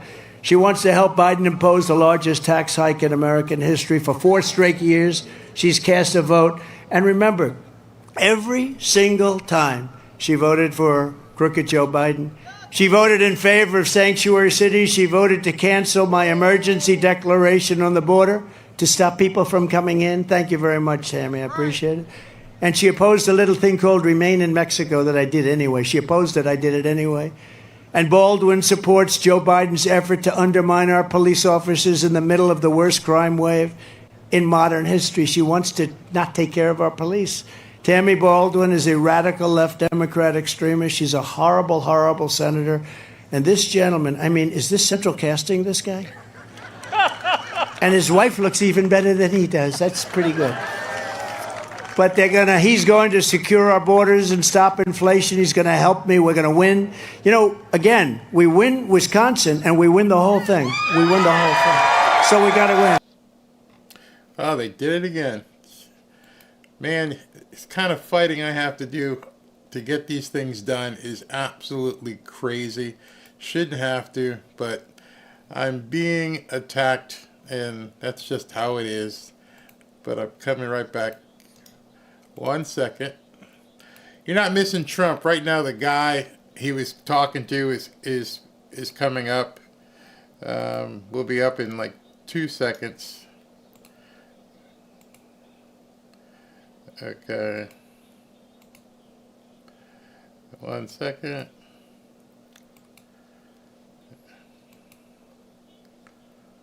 Inflation averaged about 1.7%, almost nothing. Joe Biden, 6%, and I agree with President Trump, the prices have gone up more than 20%. Are you kidding me? They're fudging the numbers. How about your incomes? Do you know your incomes grew under President Trump at a faster rate than any time in American history? 7.7%. Under Joe Biden, sadly, your wages have declined by 2.9%. We've never had that in 3 years. They're crushing the middle class. They're crushing the working class. And how about the border? President Trump showed you the numbers. The numbers are clear. He had the border completely under control. Joe Biden, first year, over 3 million. Second year, over 3 million. Third year, they don't even know. I mean, we may have 16 million illegal immigrants. Our streets are being flooded with fentanyl. And by the way, Mr. President, I know you're going to take care of this. They can't account for 100,000 children. And sadly, too many of those kids have probably ended up in the sex trade. So the results are clear. This president, no wars. Joe Biden, the world's awash in conflict. So the results speak for themselves. And Tammy Baldwin has voted with Joe Biden 95.5% of the time. Now I got to ask you, Mr. President, you have a lovely, gorgeous wife. I got married. I'm lucky with a beautiful wife. We've been great relationship. But I can tell you, I don't agree with her 95.5% of the time. And I sure the heck know she doesn't agree with me 95.5% of the time. So how could Tammy Baldwin agree with Joe Biden 95.5% of the time? She's been a disaster. She's talking about fentanyl. She's done nothing on fentanyl. She has voted for open borders. She has voted for all the debt. Everything she has done wrong. So I'm going to get off the stage now turn it back to President Trump. But President Trump raised the apprentice. And this time around, Mr. President, you and I are going to work hard to take back this country because this country is going to be saved right here in Wisconsin. And it's all of you and you that are going to fire Joe Biden and Tammy Baldwin. Let's take back America, make America great, and restore the American dream. Thank you. Beautiful, Joe. Thank you. Thank you, Eric. Yeah, they're trying hard. I mean, it's how it is now. Thank you very much, Eric. Great job. Go out and vote. You're getting a dynamo. You need that. That's what you need. You need that in Washington. We're also pleased to be joined by former Governor Scott Walker. Scott, great governor. A great governor. You're coming with us, Scott. You're coming with us. Thank you very much. And a friend of mine for a long time, another great one. This was a great one. I don't know. I've heard he's like the most popular person in your whole state. Although Scott's right there, too. Tommy Thompson. Tommy Thompson. Tommy, thank you. And Tommy, I hear you're heading up the Trump campaign in Wisconsin, right? Right? All right, we're all done with that, Tommy. I like that. Tommy's heading it up. How the hell, can I do better? I don't think so, right? Thank you, Tommy. We appreciate it very much. Scott, thank you very much. House Republican leader, Steve Scalise. Very brave guy. Steve. Thank you, Steve. Thank you very much. And members of Congress, a real warrior, Derek Van Orden. He cannot take no for an answer. Thank you very much. Thank you, Eric. Thanks, Derek. That's great. Brian Stile took the place of somebody that wasn't nearly as good as him. Doing a much better job than his predecessor. Thank you very much. That's great. And he's working on all sorts of J6 scams and hustles and what's happened. And he's in charge of the committee. And I hear you're doing a fantastic job. And you're going to make sure that we have an honest election in the great state of Wisconsin, right? This area. Thank you very much. Great job. Appreciate it. Another friend of mine, Glenn Grothman. Glenn, thank you very much. And we all know he's here because I heard he made a great speech before, and people really like him. He came sort of, nobody knew him too much. All of a sudden they say, he's a smart guy, and he's a very smart guy. Vivek Ramaswamy.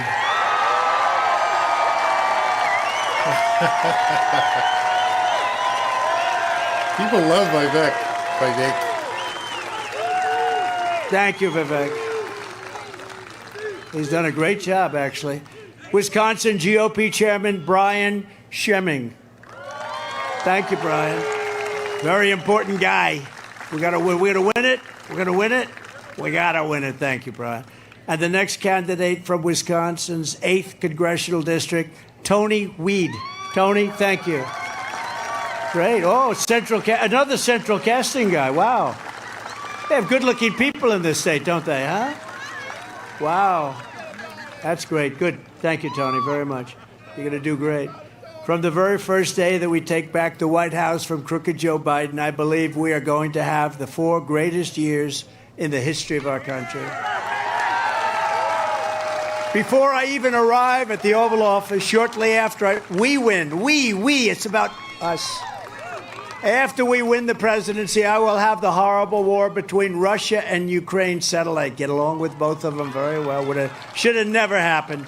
All those people dead, all those cities destroyed. You can never rebuild them. Never rebuild them like they were. Beautiful 1,000-year-old buildings with the gold domes. You can never rebuild that, but what a shame. And one thing I'll do that nobody else can say, they can not even talk. I know all the players. I will prevent a thing called World War III. And you are closer to it. You are closer to it than you have any idea. Biden's weakness has put us in grave danger. I will restore peace through strength. You know, again, Russia didn't take any land while Trump was president, but they did take land under Bush. They did take land under Obama. Looks like they're taking the whole country from Biden with all the money that we spend. You could have settled that deal over a couple of phone calls, frankly, and you wouldn't have anybody dead, and you'd have the country would be intact. It would be intact, but he couldn't do that. And the way he talked, I used to say, boy, he's saying the exact opposite thing that you have to say to get that thing ended. What a horrible, horrible president he's been. In my next term, we will build a great iron dome over our country, a dome like has never seen before, a state-of-the-art missile defense shield that will be entirely built in America, and we will create, on top of everything else, jobs, jobs, jobs. And we need protection, too. We're going to build the greatest dome of them all. You see what happened in Israel. They shot 3,000 missiles, and they knocked down almost all of them. And we're entitled to that also, you know, and it was our idea, by the way. And Ronald Reagan wanted to do it many years ago, but unfortunately then it sounded like Star Wars. He was ahead of his time, actually. But we didn't have the technology that you have now. Now we have the greatest technology there is. And we're going to build a dome, a safety shield over the top of us so that if we see something coming in 5 years from now, I'll be talking a little bit differently maybe. We'll see something coming. I say, don't worry, the dome's going to take care of it. The dome, don't worry about it. The dome will take care of it. But we should have that. You know, we should be entitled to that, don't you think, with all the hostility out there? I think so. All made in the USA, including right here. To further secure America's future and create opportunity for young people, I will end Joe Biden's war on crypto. We will ensure that the future of crypto and the future of Bitcoin will be made in America. Otherwise, other countries are going to have it. The other countries are going to have it. We're going to rebuild our cities, become beacons of hope, safety, and beauty, better than they have ever been before. Right now, they're death and squalor, and they're falling apart. We're going to rebuild our cities. We will take over the horribly run capital of our nation in Washington, D.C., and clean up, renovate, and rebuild our capital city so that it no longer is a nightmare of murder and crime. People go there from Wisconsin. I want to see the Washington Monument, and they end up getting shot. They end up getting killed. It's a horrible thing taking place in the Capitol. We're going to take it over. It's going to be run properly. It's going to be beautified. It's going to be cleaned. I went there the other day for one of these trials, these trials that keep me busy so much. I'm only allowed to campaign about 20% of the time because I have all these Biden trials. But so far, it's not working. We can never let that work. We can't let them get away with it. But I went there, and the roads were so badly damaged. There were potholes all over the place. There was trash all over the main highways, trash, garbage. You're driving over garbage. The medians in the middle, the metal medians were all broken and rusted and disgusting. That's no way to have a capital. Can you imagine these foreign leaders come in, and generally their capitals are in good shape. That's why they're dictators. They say that we don't want broken medians. We don't want potholes in our roads. We want to have them nice. I went to China. You never saw anything like that. A road 10 cars wide times 2. Medians that were impeccable. They're probably 100 years old. They were made out of steel. They were painted. They were impeccable. All this stuff. We got to have the same thing. We got to have it. We have to have it done properly. Our nation's capital is the murder capital of the world. Our nation's capital is falling apart. Graffiti all over the beautiful marbles and granites. Graffiti all over the place. We're going to clean up our capital. We're going to be proud of our capital. We're going to take care of our capital. On day one, I will sign a new executive order to cut federal funding of any school pushing critical race theory, transgender insanity, and other inappropriate racial, sexual, or political content onto the lives of our children. And I will not give one penny to any school that has a vaccine mandate or a mask mandate.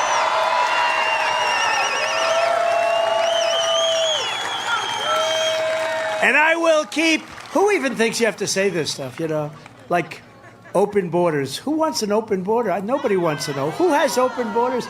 But some of these things, it's embarrassing to say. I will keep men out of women's sports.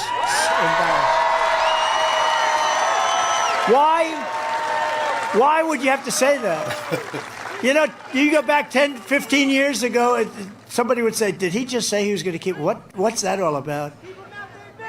The women are big. It's so disrespectful for women. The other day, a woman playing volleyball got hit by a ball, hit by somebody who transitioned, a large person, very large, and the ball came at her at a level that at a speed at which she's never seen before. It hit her, and it had bad impact. Bad things happened. Bad things. And that's happened before. The swimming is ridiculous. The weightlifting is probably the most ridiculous. Weightlifting records that stood for 18 years are being obliterated by hundreds of pounds by people that transitioned. I don't think it's, we're going to get rid of that immediately. I will fully uphold the Second Amendment. We will protect innocent life, and we will restore free speech. And I will secure our elections with a goal to have one-day voting, paper ballots, proof of citizenship, and voter ID. But until then, Republicans must win. We want a landslide, and the expression I use, where you just can't lose, is we got to make it too big to rig. Too big to rig. Because they're dishonest people. If you took the 10 worst presidents in the history of the United States and added them up, they would not have done near the destruction to our country as Joe Biden and the Biden administration of thugs has done. What they've done to our country is incredible. What they've done, and you haven't even seen it yet. You haven't seen the terrorists yet. You haven't seen the killing yet that's starting to take place. Again, it takes them a little time. They want to get accustomed to the country. They're not going to start from day one because they don't know. Then they see our laws, which are so weakened and so pathetic, and they probably can't believe them. But you're going to see things that will be horrible unless you elect me president, in which case we're going to get them the hell out of here. We're going to get them out fast. So if you want to save America, I'm asking everybody to go out to the website SwampTheVoteUSA.com. Swamp the vote, right? The swamp. This is a different kind of swamp than we usually use. Swamp. We got rid of a lot of the swamp. Comey and all those guys. We got rid of them. SwampTheVoteUSA.com to make a plan to vote either by mail, early in person, or to vote on Election Day. You have to vote. And watch your vote. Watch your vote. Because they tend to disappear. Watch your vote. Make sure it's counted. And you can do that. Make sure it's counted. You have great people. Again, Tommy is going to be totally involved. And you have two great governors that are going to be involved. And we appreciate it very much. Two great governors. We got to win it. We win it. We win the whole thing. Then we see you guys in Washington. We'll see you in Washington. And if you want to volunteer to help us turn out the voters in your neighborhood, sign up and get trained at TrumpForce47.com. TrumpForce47.com. Go out because we want to watch it. You want to watch for the cheating. I say guard the vote. I say guarding the vote is far more important. We have all the votes we need. We have to guard the vote. We have to stop the steal. If we stop the steal, we win. I don't have to campaign anymore. Just stop the steal. So Scott and Tommy, do a job out there, okay? You'll do it. In conclusion, from Madison to Milwaukee, from La Crosse to Kenosha, I love Kenosha, and from Green Bay to right here in Racine, we inherit the legacy of Wisconsin patriots who braved the incredible dangers to carve out a life in a vast and wild frontier. We stand on the shoulders of the American giants who crossed the oceans, explored the continent, settled the Great Plains, won the Wild West, laid down the railroads, raised up those great, big, beautiful skyscrapers. Thank you very much. Thank you very much. Conquered the skies, fought 2 world wars and won, and we didn't have to change the name of the forts, by the way. Does anybody know what I mean by that? Mm-hmm. Fort Bragg is no longer Fort Bragg. We won 2 world wars. So many of the forts are changed. The names of the forts have changed. We won freedom from those forts, and they changed the name. So horrible. Defeated fascism and communism, mastered space flight, created Space Force. That was mine. First time in 78 years. And made America into the single greatest nation in the history of the world. But now we are a nation in serious decline. We are a failing nation. We are a nation that has lost its confidence, lost its willpower, and lost its strength. We are a nation that has lost, quite simply, its way. But we are not going to allow this horror to continue. Less than 4 years ago, we were a great nation. We were a respected nation, respected all over the world by China, by Russia, by everybody. And we will soon be a great nation again. With the right leadership, every disaster Joe Biden has created can be fixed, and it can be fixed quickly. Every problem can be solved, and every wrong can be rectified. By this time next year, America's borders will be strong and sealed and secure. Inflation will be in full retreat. Our economy will be roaring back. Optimism and spirit will be surging. The American dream will be thriving again for citizens of every race, religion, color, and creed. Law and justice will reign all throughout our land. Freedom will be restored. The flame of liberty will be burning bright. Joe Biden, this guy is just the worst. Joe Biden, the worst president in the history of our country, will be a fading nightmare. He'll be a fading, I have fading memory, but I think, do you mind if I change it? He will be a fading nightmare. He's been a nightmare for this country. He is destroying our country. He's the worst we've ever had. He's destroying our country. And our great silent majority, including the once forgotten men and women of our country, will be the one shaping America's magnificent future when I am the 47th President of the United States of America. Because we are all Americans, and together we will show November 5th to be the most important day in the history of America. We are one movement, one people, one family, and one glorious nation under God. And together we will make America powerful again. We will make America wealthy again. We will make America strong again. We will make America proud again. We will make America safe again. We will make America free again. And we will make America great again. Thank you, Wisconsin. Thank you. God bless you, Wisconsin. God bless you, Wisconsin. Thank you. All right, so he went for, let's see, it's 5:49. He got on about, I'd say 4:15. So he did an hour and 30 minutes, another 90-minute speech. Somebody asked a question, what time on Saturday? I'm going live at 6:30. So if you want to join me at 6:30, and yes, we will be giving away another huge prize. Those of you guys who were here for like the other big rally, just wanted to let you know people do win. That was Lisa and Mark from Calabash, North Carolina, who won the prize to come down to West Palm Beach. Unfortunately, they got rained out, so they're coming back, or coming down here. They're coming down here on June 24th, 25. They're almost here for the debate, but they're going to be coming back down. They got rescheduled, so we're going to have a good time, take them out to dinner, do all that kind of stuff. So there was one thing I wanted to go over. Because I know the media is going to scream about it, and I wanted to give you guys an explanation real quick. I was taking notes or something. When he said that he thought the inflation was about 30 or 40%, the guy is a businessman. He knows how to calculate. He knows how this stuff all works, and when you start compounding it. He's talking about the actual cost, and then like basically what you'd want to say is an implied cost, meaning if it cost you, as some people said, $5 a gallon for gas, and you used to pay $3 or $2 a gallon, and you have to go to the store to go grocery shopping, and then those prices are up 15 to 20%. That stuff compounds, means that before, when he was president, you were paying X for gas, and you were paying Y for groceries, and so combined, because you have to go drive, even if it's a mile or two, it still has a cost to it. And then you add on your grocery cost, and you had a basic cost to doing the job, basically cost of goods, everything put together.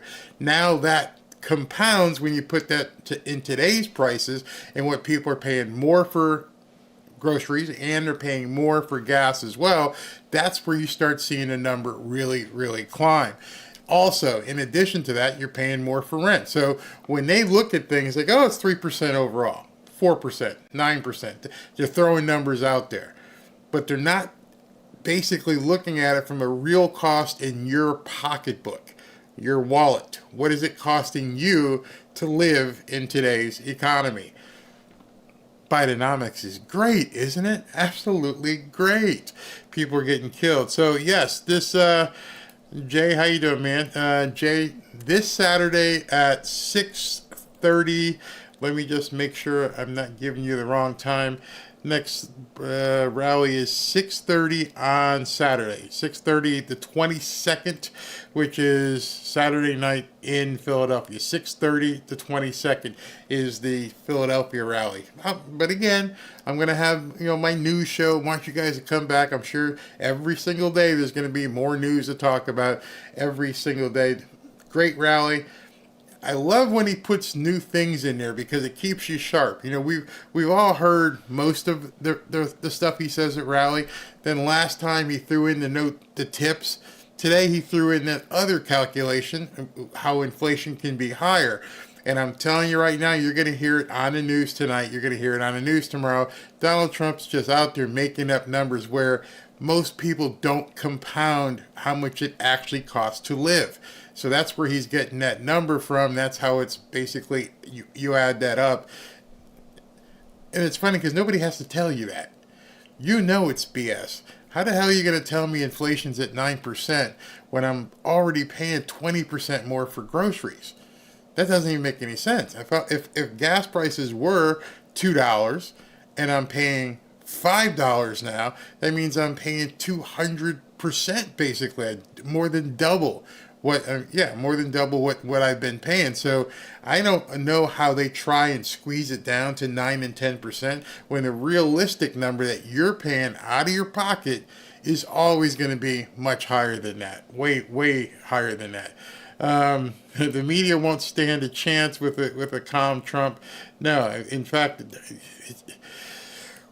got 9 days until the debate. 9 days. I can't imagine what they're going to pull. I was listening to something before I let you guys go, which I can't, it's sad because I can't play it on here. Steve Bannon was talking yesterday. I hope I don't get in trouble for even saying his name. But Steve Bannon was talking, and he really thinks on July 11th, they're going to put Trump in, or attempt to put Trump in jail. They're not going to give him probation. They're not going to just basically a suspended sentence. He thinks that they're going to put Trump in jail. At first, when I watched the trial, even after the guilty verdict, I'm like, okay, so it's a guilty verdict on 34 counts of BS. They're going to slap him on the wrist just so they could call him a convicted felon. And now that we've watched Dementia Joe just basically devolve in front of our eyes, and as we watch them try to gaslight us and say, no, what you're seeing isn't true, something tells me they're going to try something. I don't know what it is. I can't imagine that they want to throw him in. I mean, no, they want to throw him in jail. I can't imagine that they would succeed in throwing him in jail. If they put him in jail, his numbers are going to skyrocket. I'm telling you that right now. If they put cuffs on Trump and put him in a cell, it's already over. Now we'd be talking monumental landslide. That's my dog because my wife ordered dinner. But in that regard, it would be insane for them to try and put him in jail. What did somebody say here? Where was I? What? Oh, Trump will take the Secret Service to jail with him unless Trader Joe can pull his protection. Yeah, that would be fun. And this says it all right there. They are indeed desperate. They're beyond desperate at this point. Those of you who didn't make the earlier broadcast, I said something and it was really interesting. Go back and watch the video. I'm going to tell you two things that really showed me something.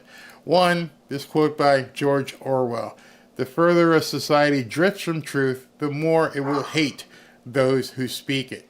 And then, of course, we had this one. The party told you to reject the evidence of your ears and eyes. It was their final, most essential command. They've told us at this point, reject your eyes, reject what you hear, reject what you see. It doesn't mean anything. Yeah, I saw Obama grab Biden's hand. Hold on one second, I just got to hit my wife. I saw Biden grab Obama's hand.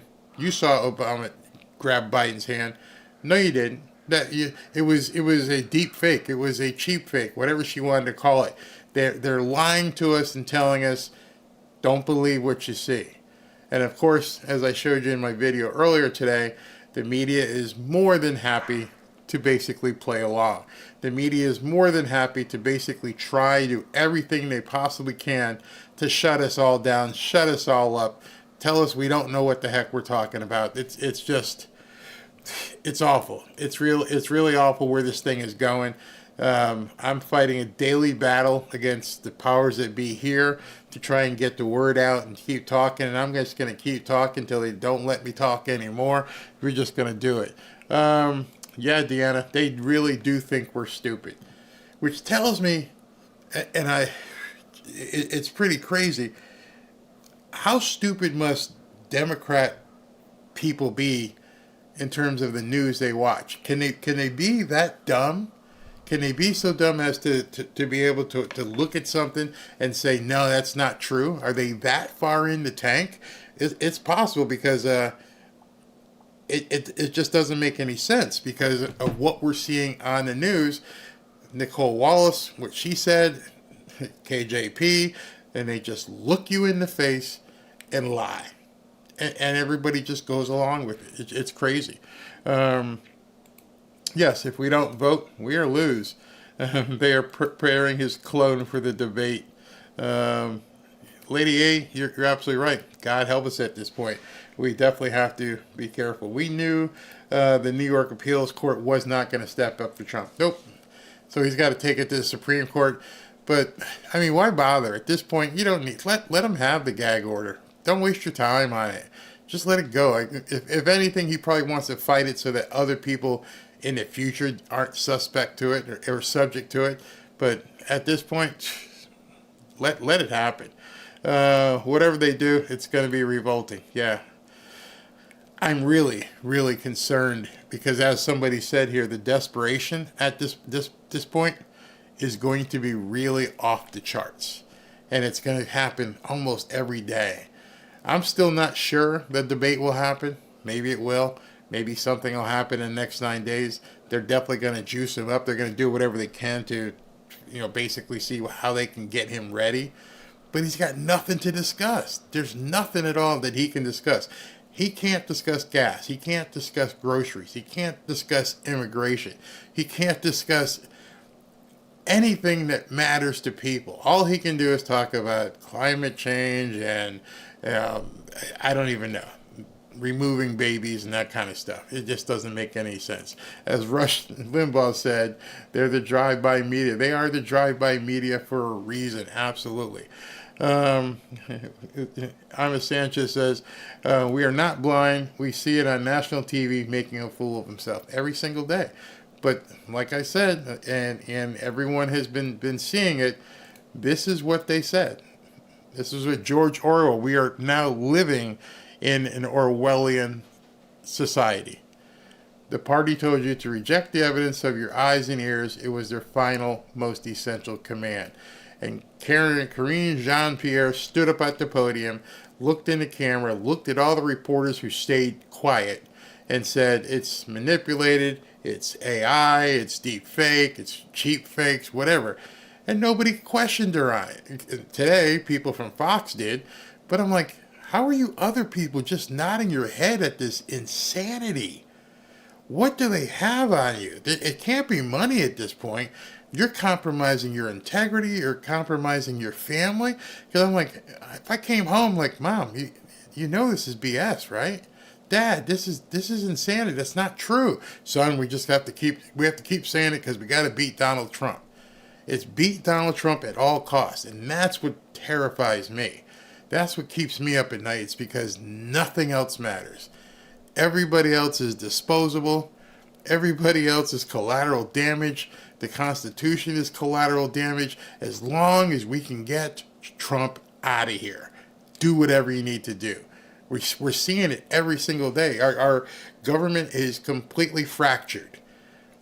It's amazing when you see something happen in Congress and only Republicans vote on this and only Democrats vote on that, and the only thing they seem to agree on is when they have to give themselves a raise. It's amazing. When they have to give themselves a raise, it's 400 and something to 0. They all take the money, but they don't fight for us on the other stuff. And obviously I personally feel as though, I'm sure many of you do, that if he wins, talking about Dementia Joe, he won't win. He won't be there, and God help us after that. It's just crazy. So, KJP checked all 3 boxes. She sure did. She just did.